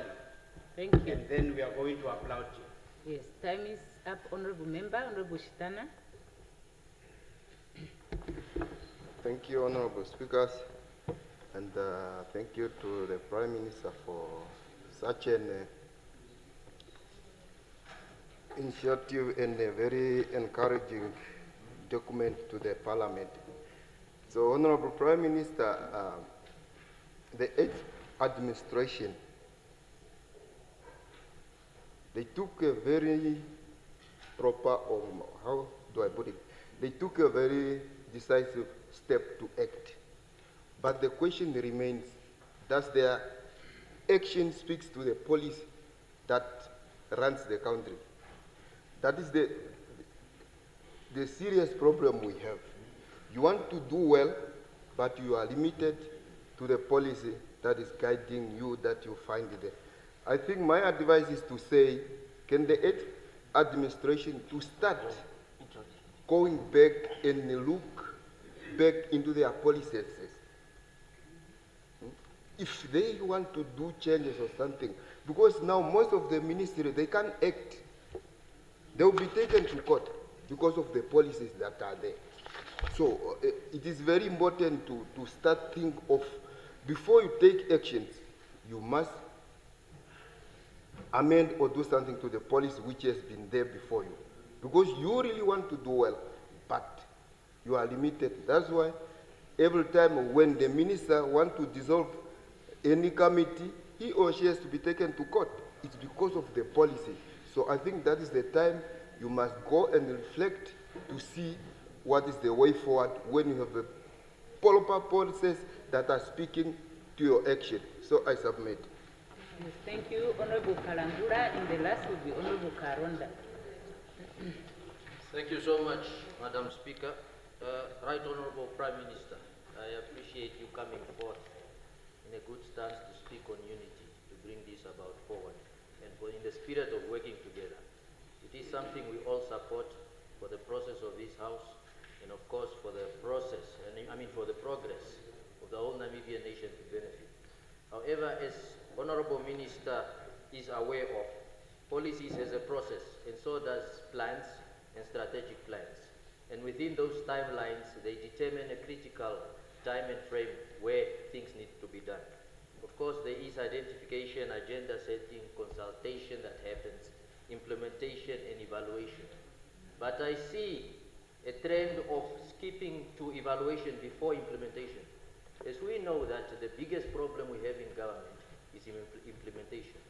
Something that many policies in government are not implemented. So we have a problem where boots are not on ground, and we do not hold to account. Right Honorable Prime Minister, we must remember that Parliament is there to oversight and account. Recently we were just discussing where we saw, and we are busy discussing the power being shifted on accountability from this Parliament. That is already part of the problem, and that is something that we are speaking against. The solution should be to empower Parliament, not to take away accountability from it. Otherwise, we are making things difficult for ourselves. It is on record that we have questioned strategic plans delays in this Parliament. So we are not working against this side of the House or working against each other, but we are trying to find a solution for the best of Namibia to benefit. But in that case, I applaud you for seeking for that unity. We are willing to work together when things are going well for the best interest of Namibia. Thank you.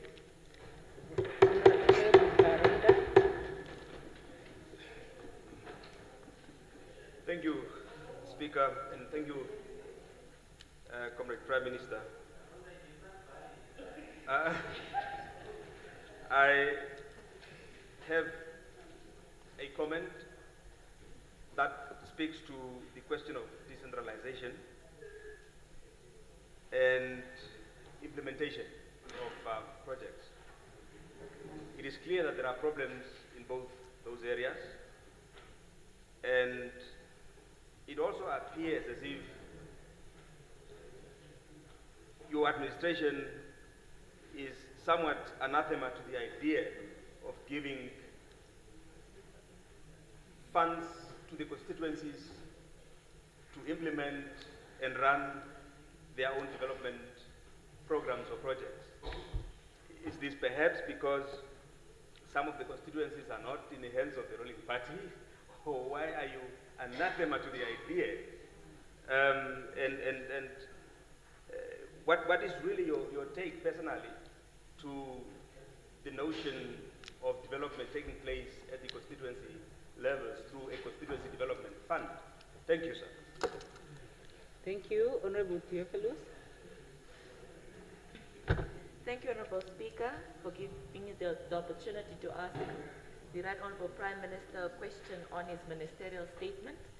I rise on the strength of Rule 136(2) that indicates that the Speaker may, in his or her discretion, allow short questions to be put to the Minister making the statement for the purpose of elucidating it.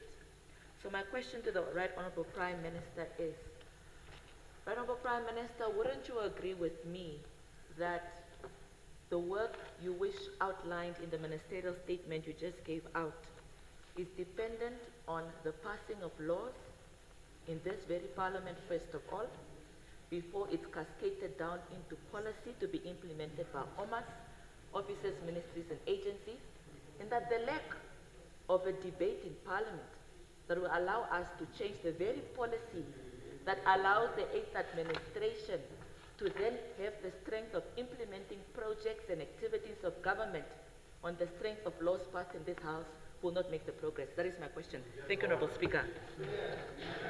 Okay. Right Honorable Prime Minister, I think Honorable Nekundi withdrew. Thank you very much. Thank you very much. Thank you very much, Honorable Speaker. Thank you very much. Thank you very much.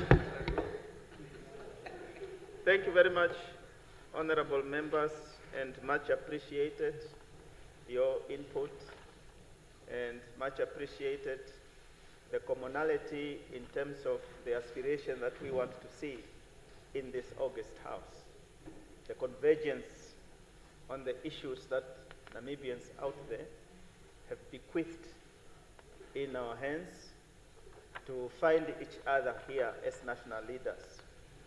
Because when all of you honorable members, you'd agree, when you go to Fontaine, they don't say you are that party. They just say, es on se nationale layer. So they look at you as a national leader. That is who we are, all of us. So the Honorable Speaker, the essence of the statement is to appeal to all of us, our moral conscience, as we are here individually and collectively. The President has spoken, I think even at the SONA last year as well as when she came here, and that is to underscore that we only have 4 years left to Vision 2030. That's what she said here. Vision 2030 still becomes the umbrella vision, the bigger vision, with all the components in it, components of which many you have mentioned here. So, Honorable Speaker, what we are appealing, which I'm appealing, is the observation that we have had in this August House. If we fight, let's fight for the Namibian people. Let's not fight for ourselves or have a popularity context of any sort. But let's do it for the Namibian people. And that is the essence of what I have sought to do, Honorable Speaker. And the lawmakers, we are not the first, there were those before us. They have laid a foundation. Our call of duty will also end. And people will want to know what is it that we achieved within the 5 years. Is it how good we worked together or how well we fought against each other? And my submission is an appeal, therefore, is that there is a lot of room for us to work together. And that is what I have spoken to, and that is what I have acknowledged, that it is beginning to showcase itself in this August House. And that let's maximize that. And I know that there are times, a number of you, we meet bilaterally and we are able to talk things that are again in the national interest. So, Honorable Speaker, the issues as raised are very important, including decentralization, culturalization, re-centralization, and so forth. I think the effort is, as I have said, let's read all the documents from central to the lowest, which means if there is an annual plan, if there is a strategic plan at the OMA level, there is also a strategic plan at the local level. But it is best if we know about it. Now, it will be remiss of Honorable Kandorodu if he comes here and he has not read the strategic plan of Okakarara local authority. It would be expected that he knows it so that he can advise best. So too, Honorable Karonda, so too, Honorable everybody, Honorable that is here. It is better that we know what is national, what is local, what is regional, what is everywhere, so that you are able to take account and come to a person and say, you were meant to do X, Y, Z, but you're not doing it. But if you have not read it, it will be very difficult. So, Honorable Speaker, this is really a friendly appeal that it will be best for us as the legislature to acquaint ourselves with the documents that we have put forth.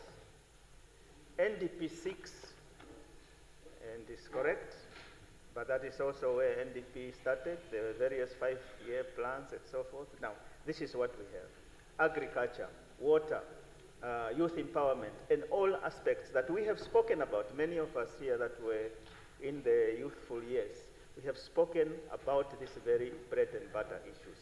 So all we are saying, Honorable Speaker, let us get back to those basics.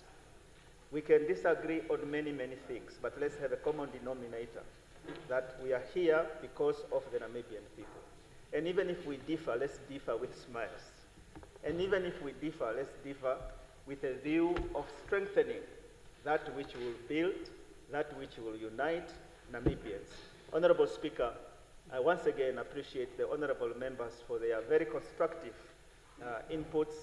I appreciate them, and it is really to say, let's continue to work together.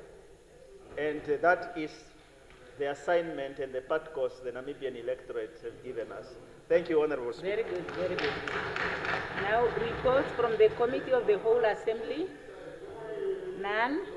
Then we go to orders of the day. Honorable members, it's almost 5 o'clock. We are only now starting with the order of the day.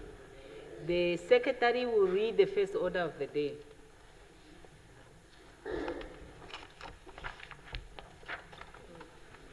Resumption of debate on second reading, Petroleum Exploration and Production Amendment Bill. When this Assembly adjourned on Wednesday, the 11th of February, 2026, the question before the Assembly was a motion by the Honorable Minister of Industries, Mines and Energy that the bill be read a second time. Honorable Kandrodu had the floor. That's all, and he may now continue. Was he done?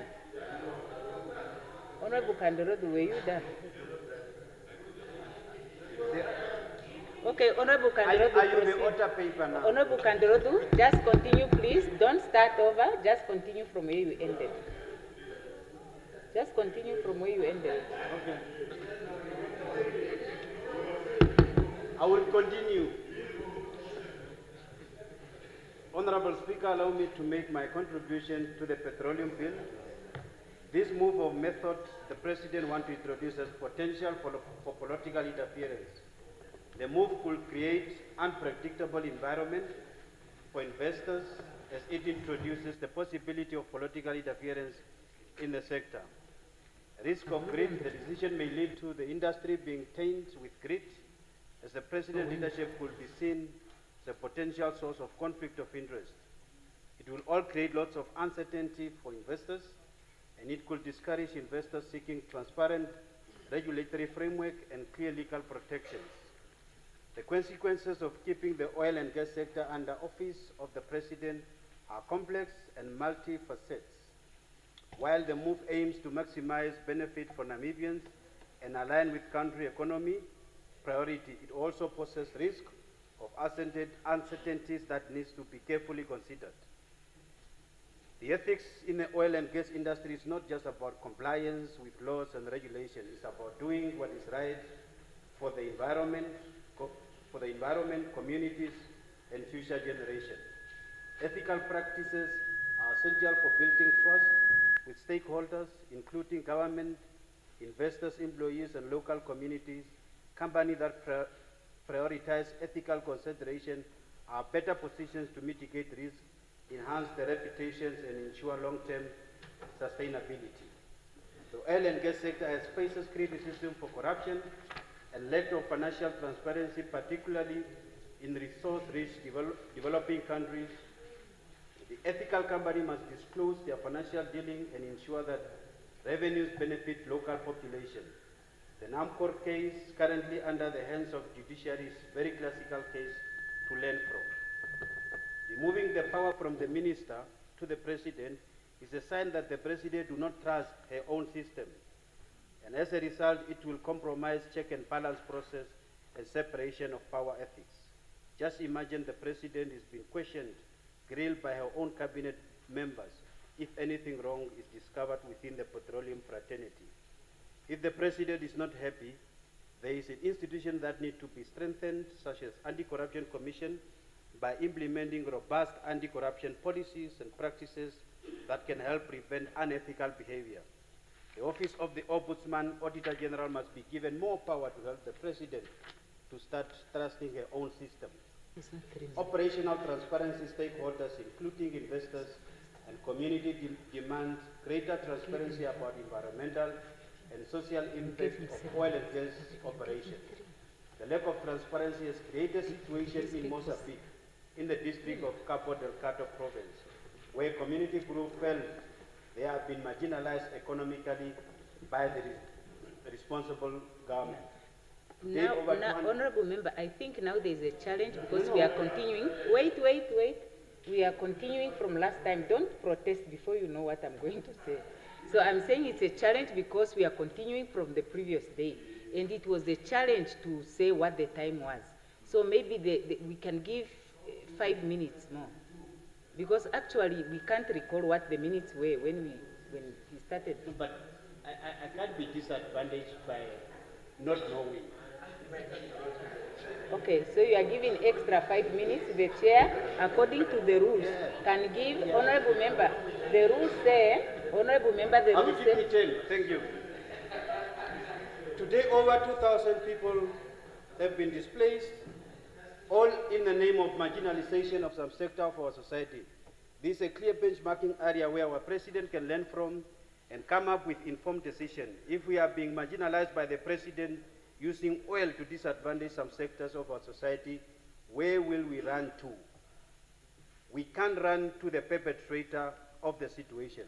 The president must be freeholder of government programs and projects and allow herself to be an observer, have a charisma to listen both sides and provide leadership. I don't want a situation where our president will be the player, the referee, Miss Commissioner, and the jury of the culprits. No, I don't want that. The oil and gas industry faces significant ethical challenges, but it also has an opportunity to lead the way in sustainable and responsible practices by addressing environmental concerns, building strong community relations, and promoting transparency. Company can demonstrate their commitment to ethical operation. Stakeholders including government, investors, consumers play a critical role in holding the industry accountable and encouraging positive change. The governance must establish a robust project governance structure, implementing transparent decision-making process, developing an effective stakeholder engagement and communication strategy, and prioritize ethical and environmental consideration. This will help Parliament too to have oversight activities over Petroleum Fraternity, who will be able to ask questions to the minister whenever there is anything sinister about oil and gas to keep him or her accountable. We can't wait for the president to come to Parliament during SONA, an appropriation bill is when we will ask her questions. The president can create a ministry in the presidency dealing with petroleum, and through regulation, she can direct and control and monitor the situation from the State House. I'm not doubting the credibility, ethics, and integrity of the current president, but law can be inherited by a successor.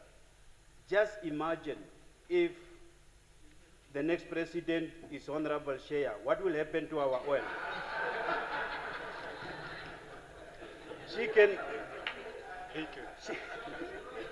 She can possess all the quality, but the person to take over might be a complete different person with a unique character one won't want to be associated with.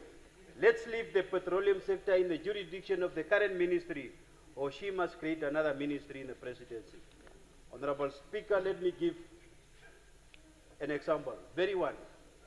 At NAMCOR, and this is about political interference. At NAMCOR, the board advertised the position of MDCO, but they never conducted an interview because the minister requested for the shortlisted candidate list who are to be interviewed and said he or she is not comfortable to work with those shortlisted candidates. And up until now, that interview was never conducted. As a result, the interview was not conducted up to date. This is a clear political interference in the administration of oil company, and we don't want that a situation where a president will be only comfortable to work with some people. In conclusion, ethical governance is not a luxury, but a necessity for leaders in the oil and gas industry. Embracing environmental responsibility, transparency, and social accountability is not only moral imperative, but also essential for long-term business success. As the world transitions towards a more sustainable future, ethical leader will be at the forefront of innovation, driving positive change in the industry. By prioritizing ethical governance, oil and gas leaders can contribute to a more sustainable and responsible global energy landscape. I submit.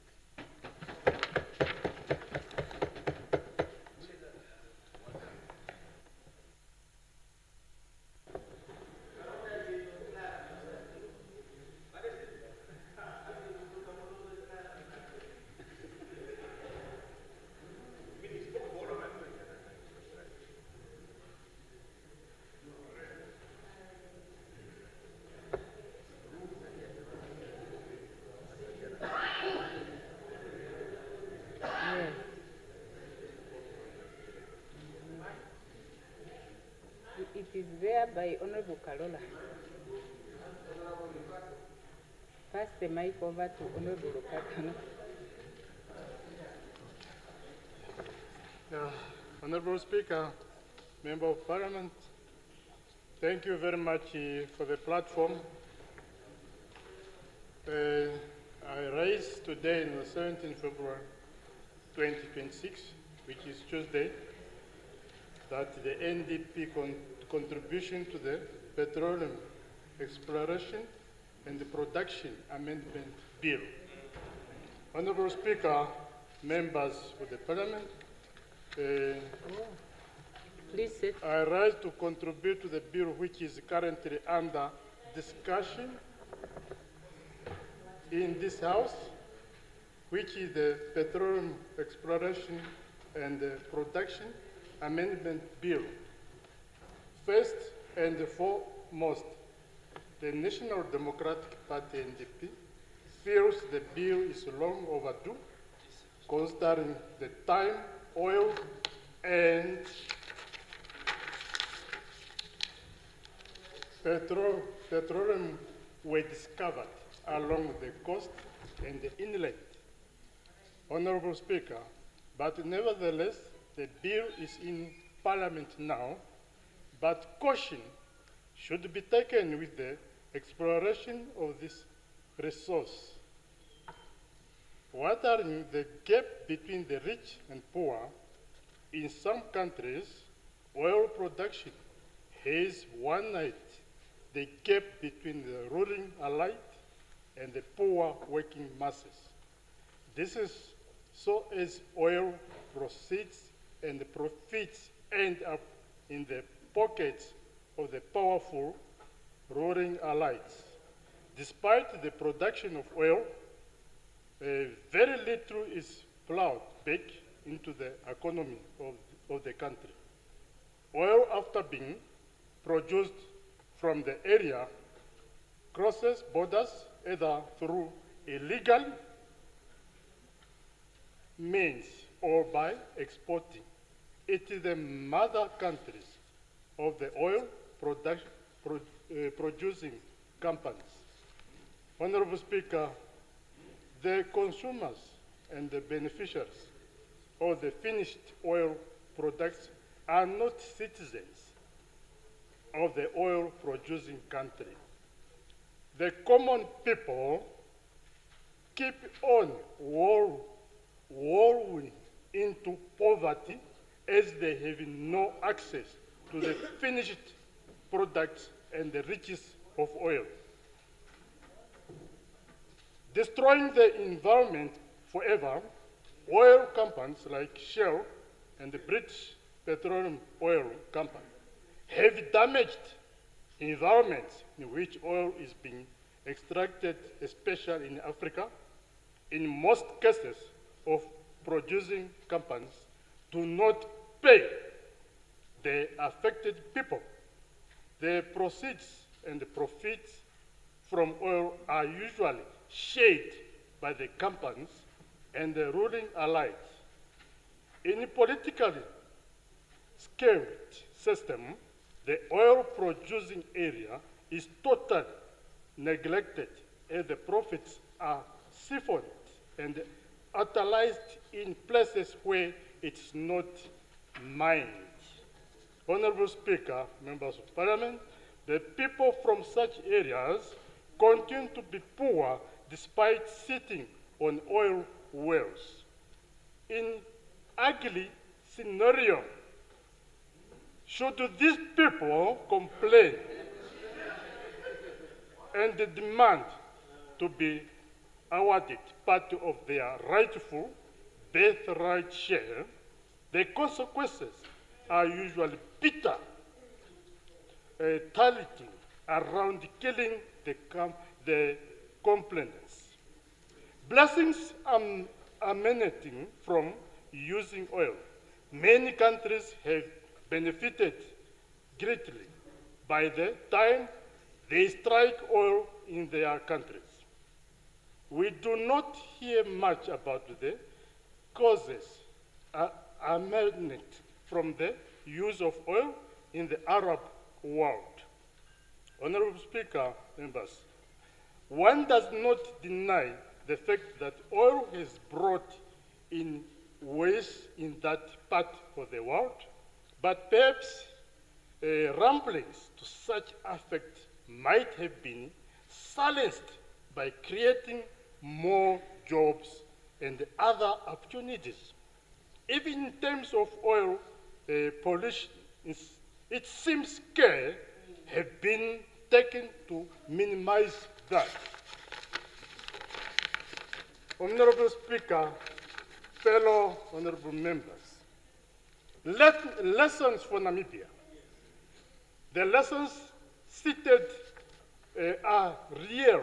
It is to Namibia to bring blessings or curses when the oil will start flowing from those wells.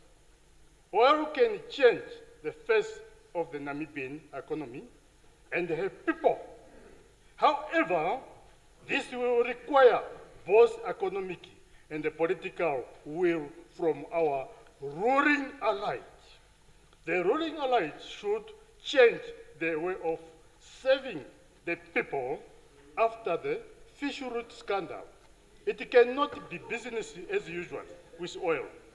The profits from oil can address the unemployment plight of the youth of this country. If wisely used, the Namibians living near those oil wells should first benefit from these natural resources before anyone else.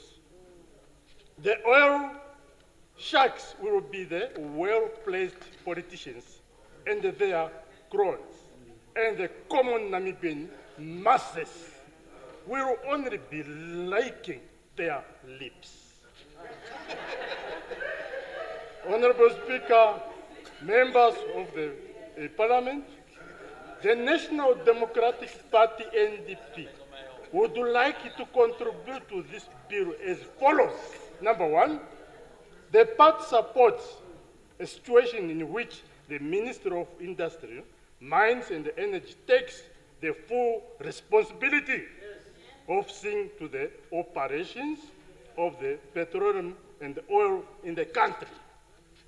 This means that at no time should the exploration of petroleum activity resort under the office of the sitting president.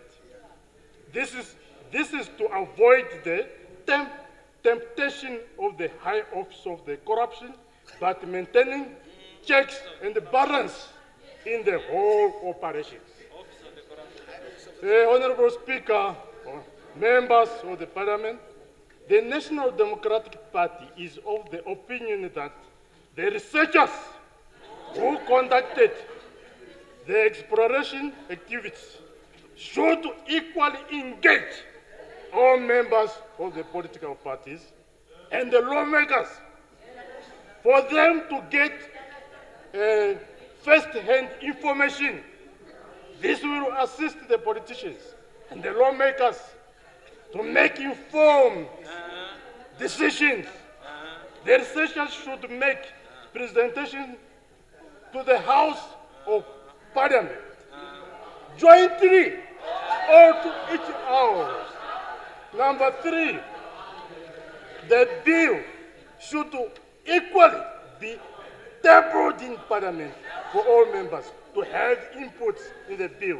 Number 4, Namibians should have shares in their petroleum, unlike the situation with the fishing quotas. Honorable Speaker, members of the Parliament, this is the contribution from the NDP. I so submit. Thank you. Honorable Lucato. Honorable Thomas.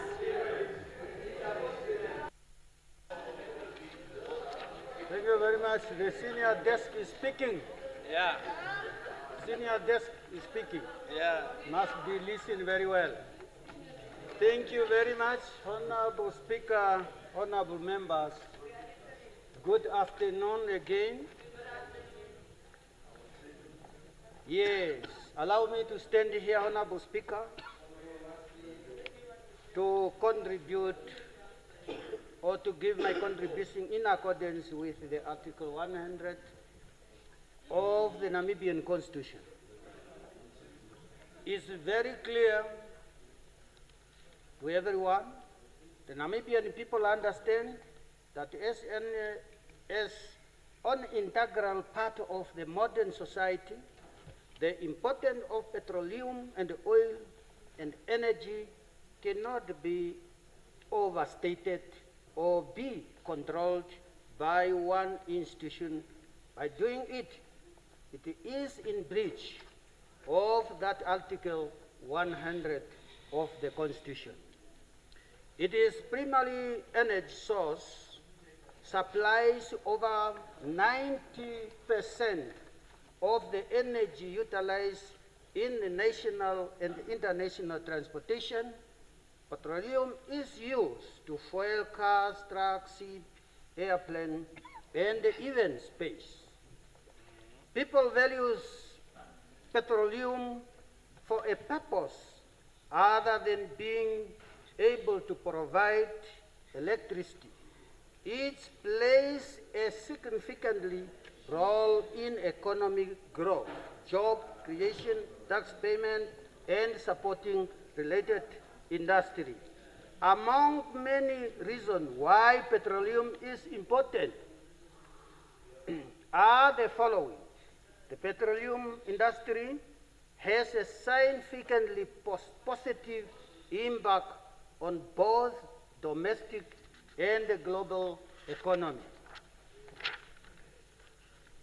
Due to its widespread use, petroleum consequences on environment and climate change are pressing source. Honorable Speaker, several countries have struggled with the problems, production, and many other civilizations have attempted to place this tremendous duty under the presidencies.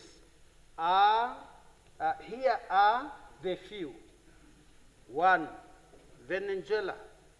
Because of the poor leadership, corruption, and the sanctions from the United States, the country oil production drastically decreased under the presidencies. In a recent year, the nation oil production in that country has decreased from 3.5 billion barrels per day since 1970 to this date. 2, Nigeria. Under the president's Nigeria crude oil production fell to 1.42 million barrels per day since December 2025. Equatorials.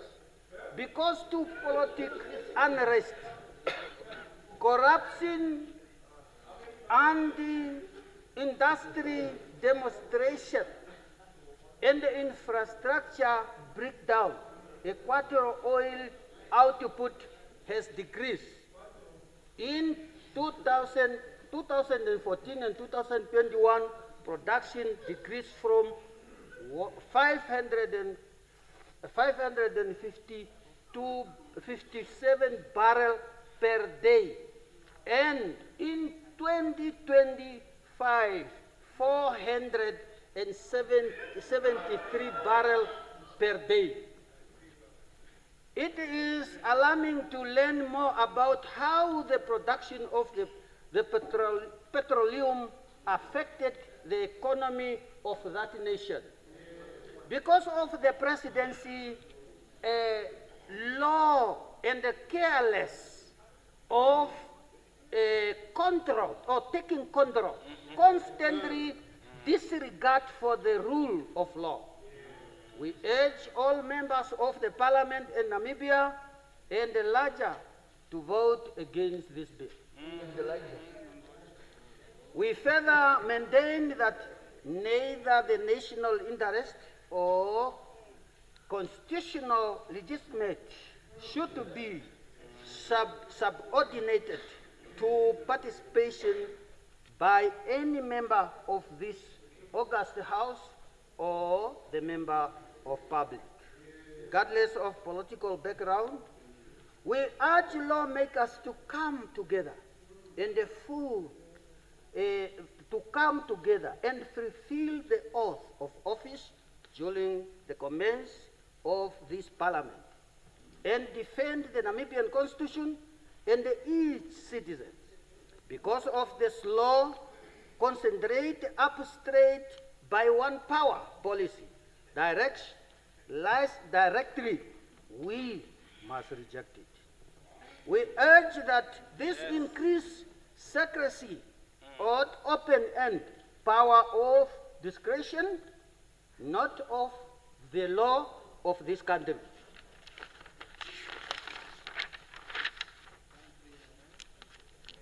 Honorable Speaker, honorable member, therefore, in conclusion, it is not a well-considered strategy used by the presidents of this country in terms of the level of responsibility and accountable.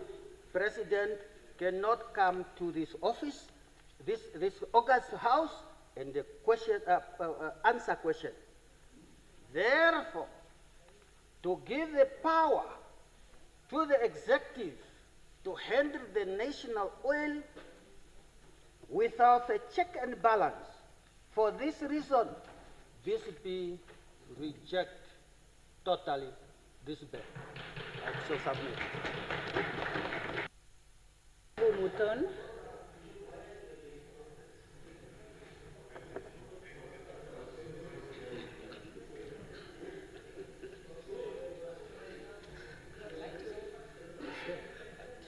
Honourable Speaker, honourable members, it is estimated that less... Time. Can start with the time? Yes, this.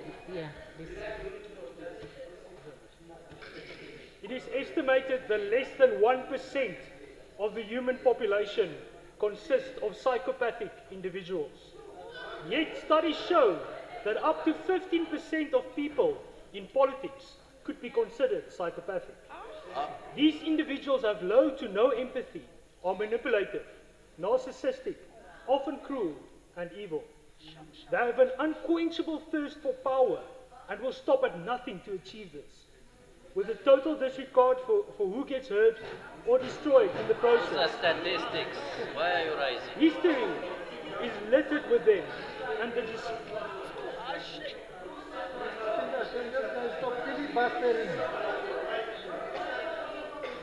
Why does he always have to do that?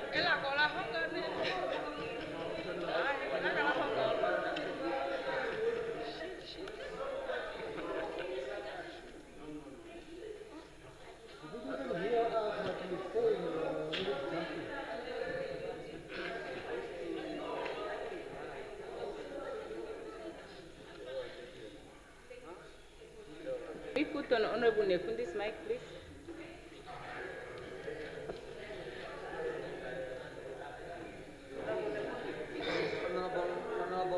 Speaker, Yes. I do not intend to disrupt the members' intention to take the floor. The minutes are preserved as such. However, Honorable Speaker, we are in the August House. That is what prescribes us or describes us as honorable. And everything we do should give that content. Honorable Speaker, the statement by the honorable member, it is insulting, directly and implying. Therefore, Honorable Speaker, I suggest that the honorable member withdraw the pre-statement, what he just stated, Honorable Speaker, in order to us to preserve the good standing of this House. Thank you, Honorable Speaker. Yes. Honorable Member, Honorable Muton, before you take the floor, I must say that I noted that the choice of words were quite unsettling, but I was waiting for him to make the point. Because, wait, can you wait? You must also wait. Yeah. I was waiting for the honorable member to be specific in as to whether he was saying it is the members of this house or the members of this government that are to be described by those words. Because at the point where he was general. So I wanted to hear how he would end. But I get the point that you are trying to make. Maybe you heard something I didn't hear, but when he started, I could see that where he was driving is not a place that is, it's a place that is unsettling, but I wanted to hear how he will end. So, Honorable Member, maybe you can just start the statement again, the last one at least, so that we could hear where you are going with it. Yeah, okay, let's hear him, please. Continue. Allow me time so that you can comprehend, Honorable Makundi. Okay. In fact, we can start the honorable member's time, 15 minutes, so that he can start over. Yeah. Yes. Yeah. Honorable, proceed, please. Can we now listen, please? Yes. Honorable member, please take your seat. Before now, stall the time again. Yeah. Honorable Muton, take your seat, please. Honorable Muton. Yeah.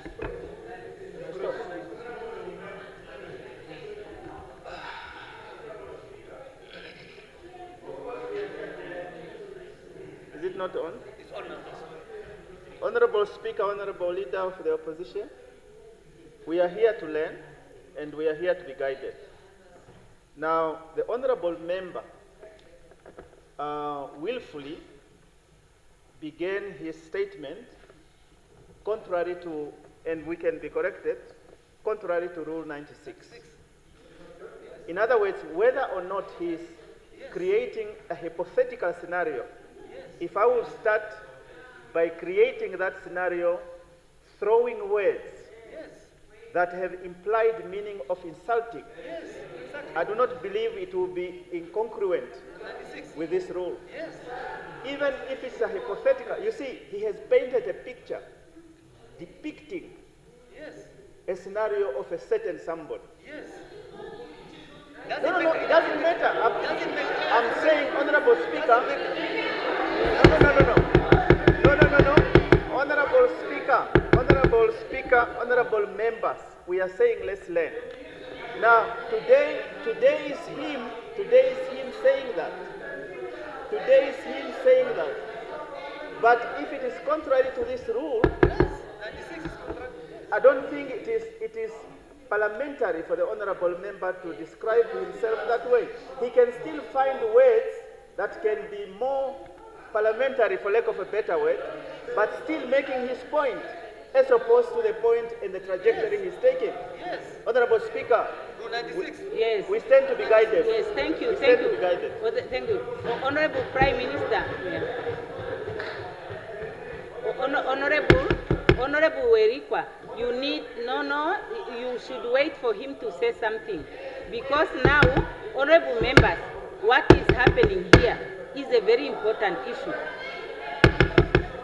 And I want to make a ruling, but I cannot make a ruling if you keep interjecting, one person speaks and another, no, you must take your seat, honorable member. I can. I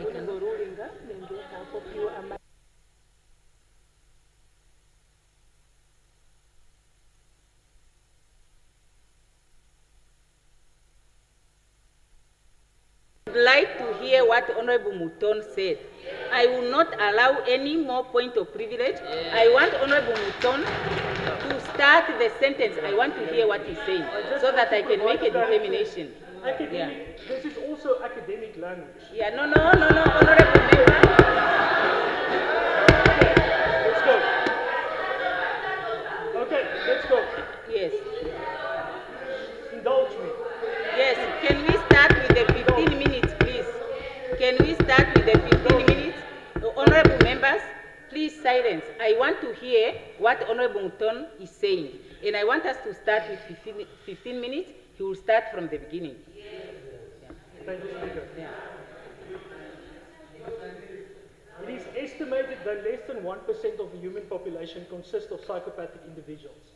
Yet studies show that up to 15% of people in politics could be considered psychopathic. These individuals have low to no empathy, are manipulative, narcissistic, often cruel and evil. They have an unquenchable thirst for power and will stop at nothing to achieve this, with a total disregard for who gets hurt or destroyed in the process. History is littered with them, and the destruction is still felt today. Joseph Stalin, Idi Amin, and Hitler are examples of such individuals. With that being said, Honorable Speaker, I want this House to indulge me in a thought experiment. It is the year 2040, and a new president has come to power in Namibia. His ambitions to become president were sparked by an oil bill that was passed, giving the president of Namibia unchecked power over its biggest resource. Through manipulation and fake news, he used artificial intelligence to deceive the masses and was voted into power. Okay. Now,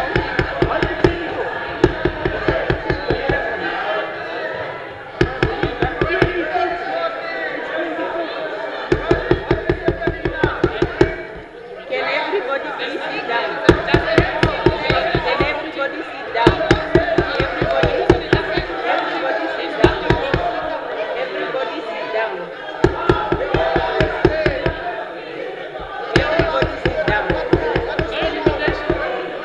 Everybody sit down.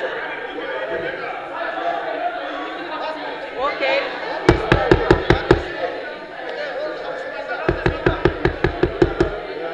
Can everybody sit down? Can everybody sit down? Can everybody sit down?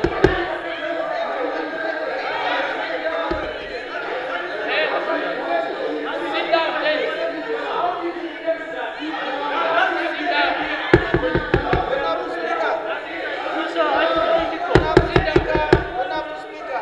No, take your seat. No. No, everybody take your seat.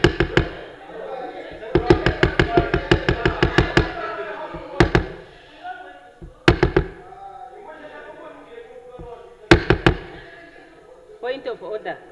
Now, the honorable member is finally now out of order. Yeah, because now, but you were also out of order to try and get him ruled out of order too early. The way we are conducting ourselves is really just making it impossible for us to proceed with the discussions. At the point where he was, he could not be ruled out of order.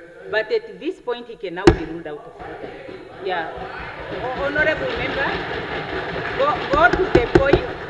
Honorable member, go to the point of what you want to say. That specific paragraph, it's really unparliamentary, unbecoming, and all the other negative words. It's not necessary for you to say what you are saying.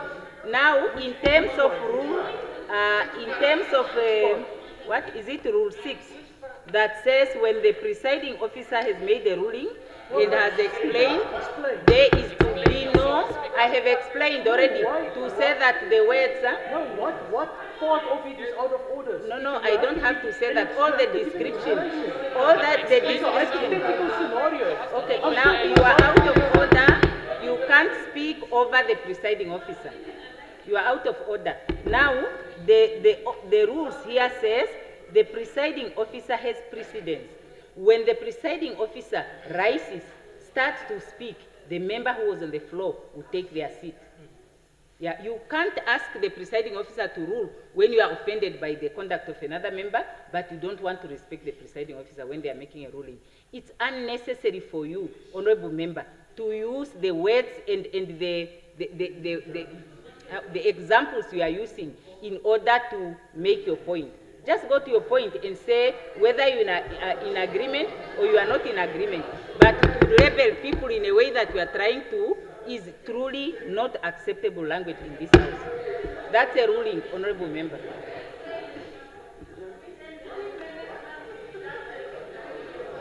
Yeah, so proceed without that part.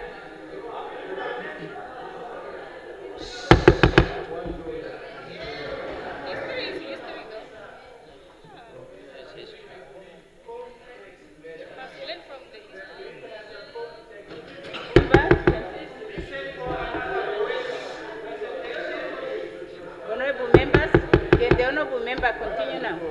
Yes. So this hypothetical individual...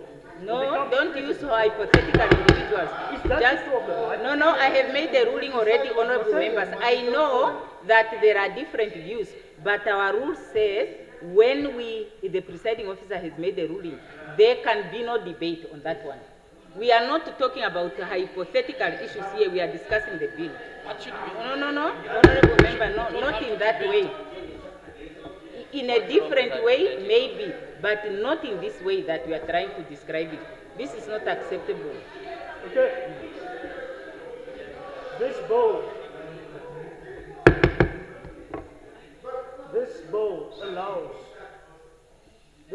allows for a future president to use their newfound power to take grasp on Namibian oil and immediately start signing deals that can enrich their family and friends.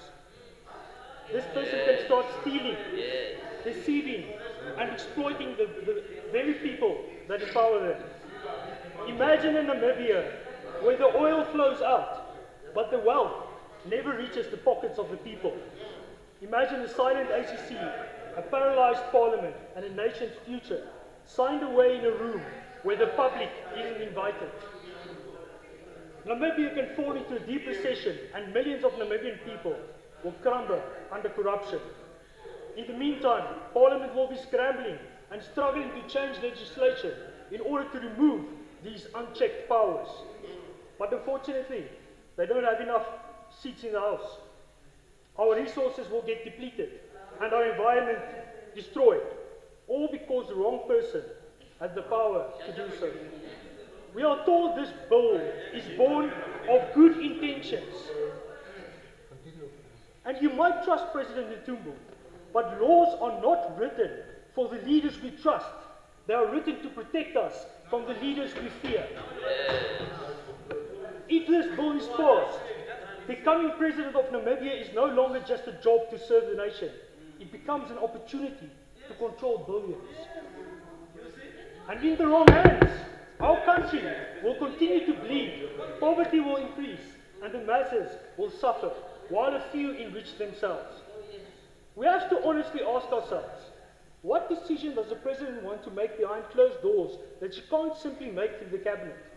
Why are we rushing this bill to centralize power in her office? Surely, deals can be signed and negotiations can be made without this amendment. When bills are rushed, one must always be wary of their intentions. Our Constitution intends to protect us from exactly these types of legislation. That is why there is no provision made for empowering the President in this manner.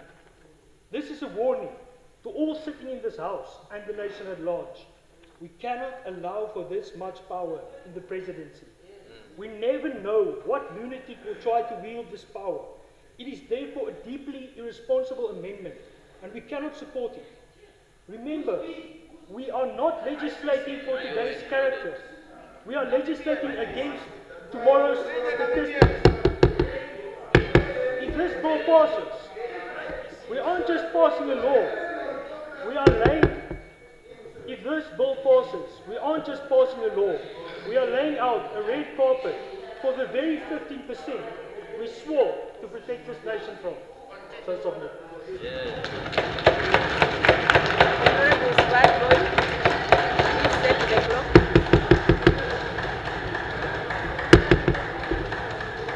Honorable Swartboy. Thank you, Honorable Nanjira, You had for a giving meeting me in the support floor. of us. Now you are democratically making names here. No, it's true. Yeah, no, thank you very much.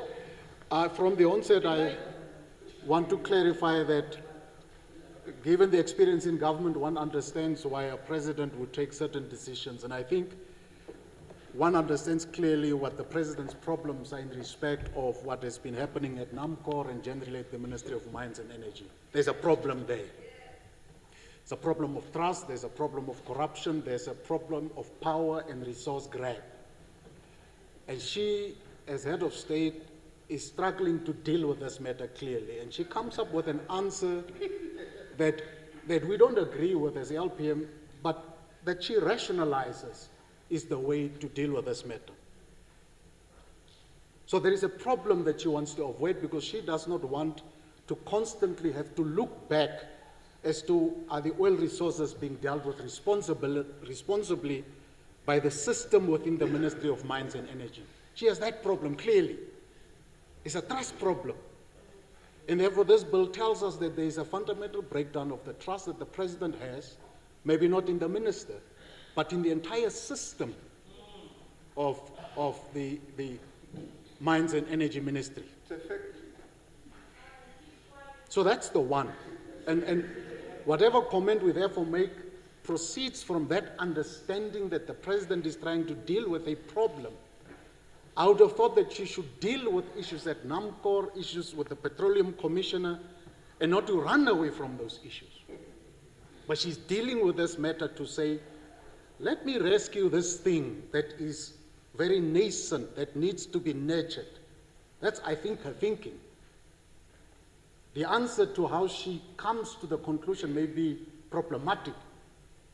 But so there is a genuine approach in wanting to not create additional problems, because she realizes the sector is so sensitive and so big, and it matters to the economy of the country in such a fundamental way that as president she cannot keep it very far from herself in her view. So understand that. And one must appreciate the novelty, as Honorable Deputy Speaker would say, the nobility within which that is done. So let us park that idea there and not dismiss the good faith with which the president tries to attempt to answer a problem, but the outcome is not the right one. So let's start first, not from her presidency, but from previous ones. The Namibian presidency has been on a road to be enlarged quite extraordinarily. Regional governors were placed under the presidency's office. There's now a bill to take power from regional councils to the regional governors and therefore to the presidency. In other words, the presidency will be running 14 regional councils through the governors. The presidency has been enlarged by the creation of a vice president's office.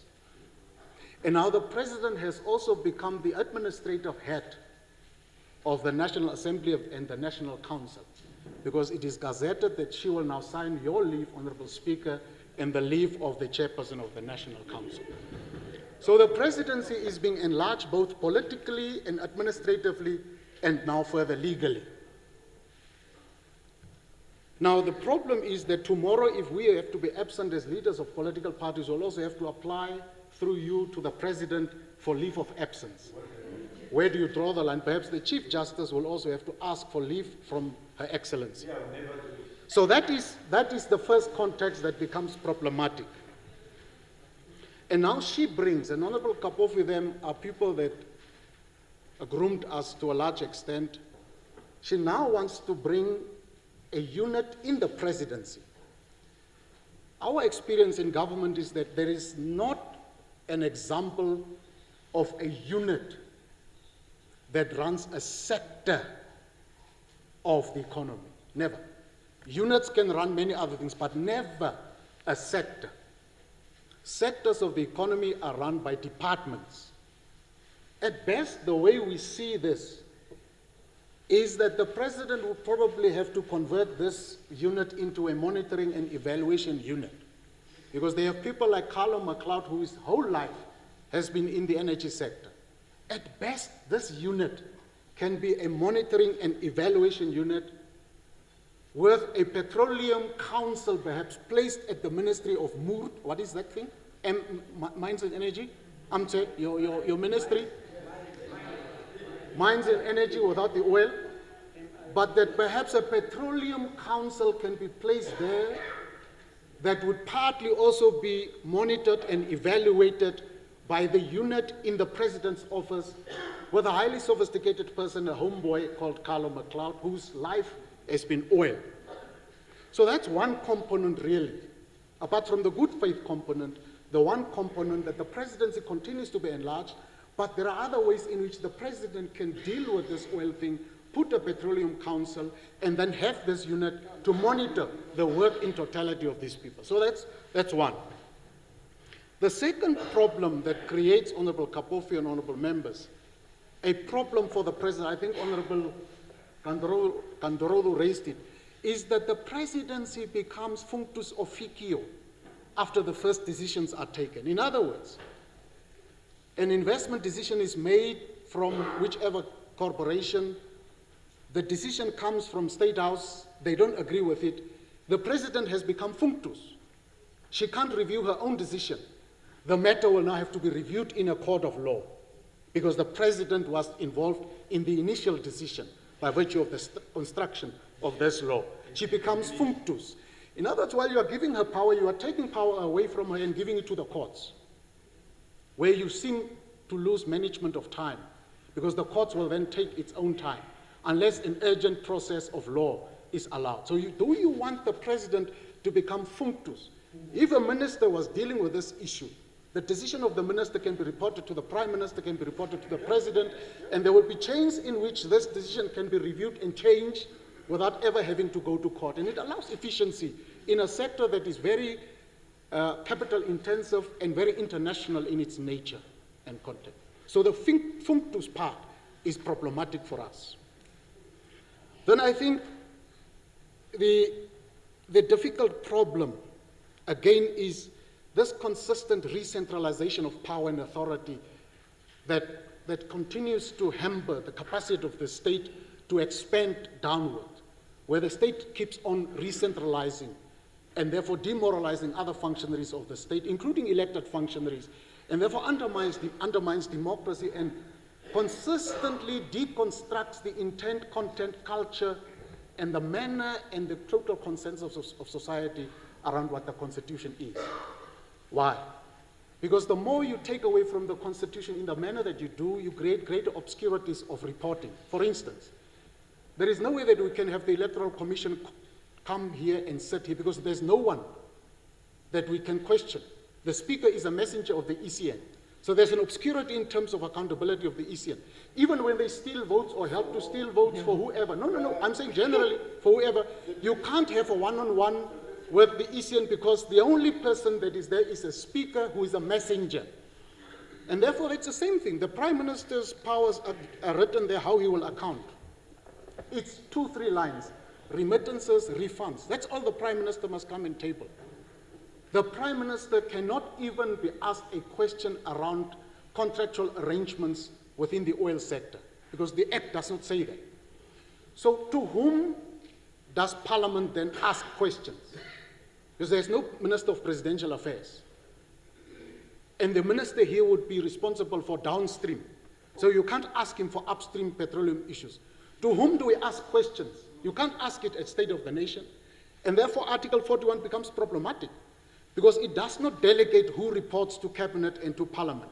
Article 41 says every minister shall be individually and collectively responsible to Cabinet and to Parliament. Now the President is presidential. So she will now switch, and now I report as Minister of Upstream Affairs. Then she will account to Parliament, to Cabinet. But who then brings her report here? Who brings the report here? And that becomes the obscurity.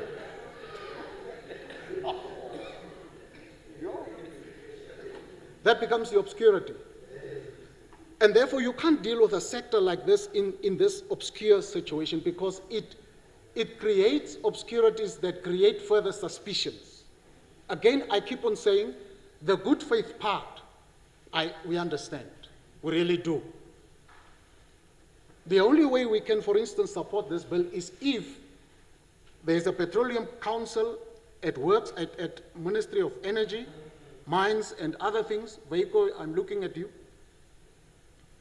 And then if this unit is a monitoring and evaluation unit which is flexible enough to go in from time to time and creates a reporting structure. So that is important.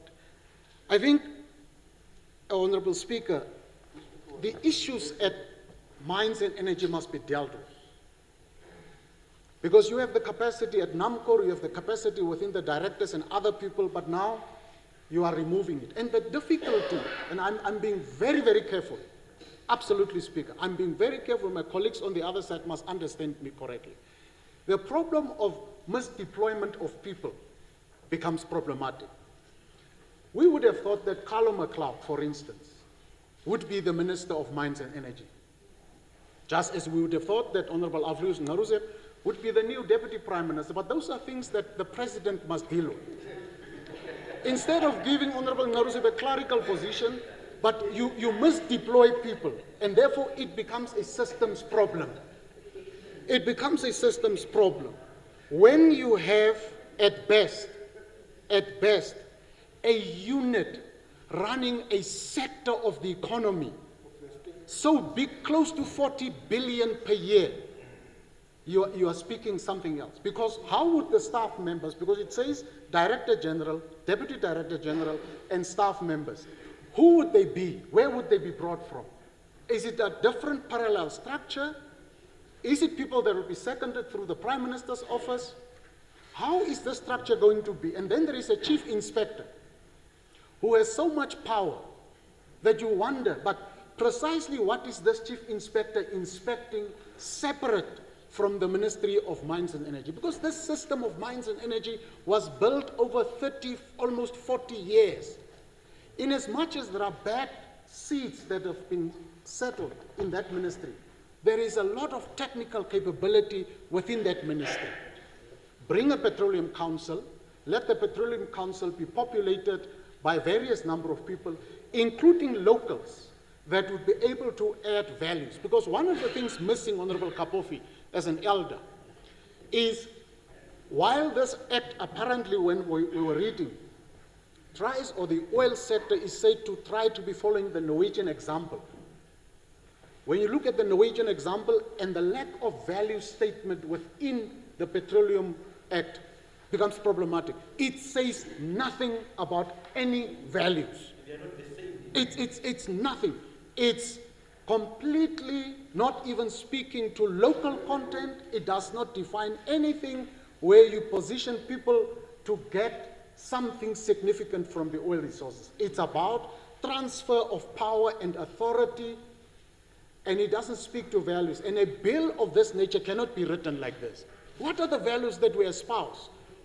When you go and look at the Petroleum Act of Norway and Guyana, which is one of the newest countries and where people say this is actually the better one, the whole system speaks about things that talk about the society, the people of Guyana, the people of Norway. This one here speaks about two or three people. And then, as part of the values, what happens to the local communities that have been left out of the diamond industry, that have been left out of the zinc, that have been left out of the fishing industry? Now they will be left out of the oil and gas industry. What does the President say about it? And what does this act say about it? So on those bases, we cannot support this act, but we understand the bona fides from where the President comes.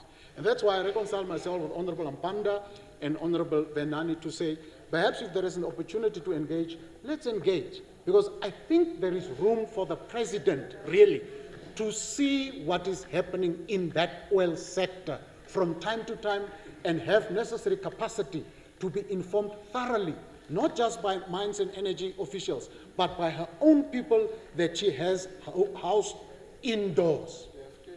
Not people that are remote that may drive other agendas. But in this way, we are weakening the presidency in that very sector where we want her to be strong, because any decision makes her functus, and she can only have one bite at every issue that comes up. Thank you very much. So we can disagree without being disagreeable. We can disagree without being disagreeable. We speak to the issues, and everybody was listening. No character assassination, no nothing. This is what the public expects us to do. Now, on that point, we rise on automatic adjournment.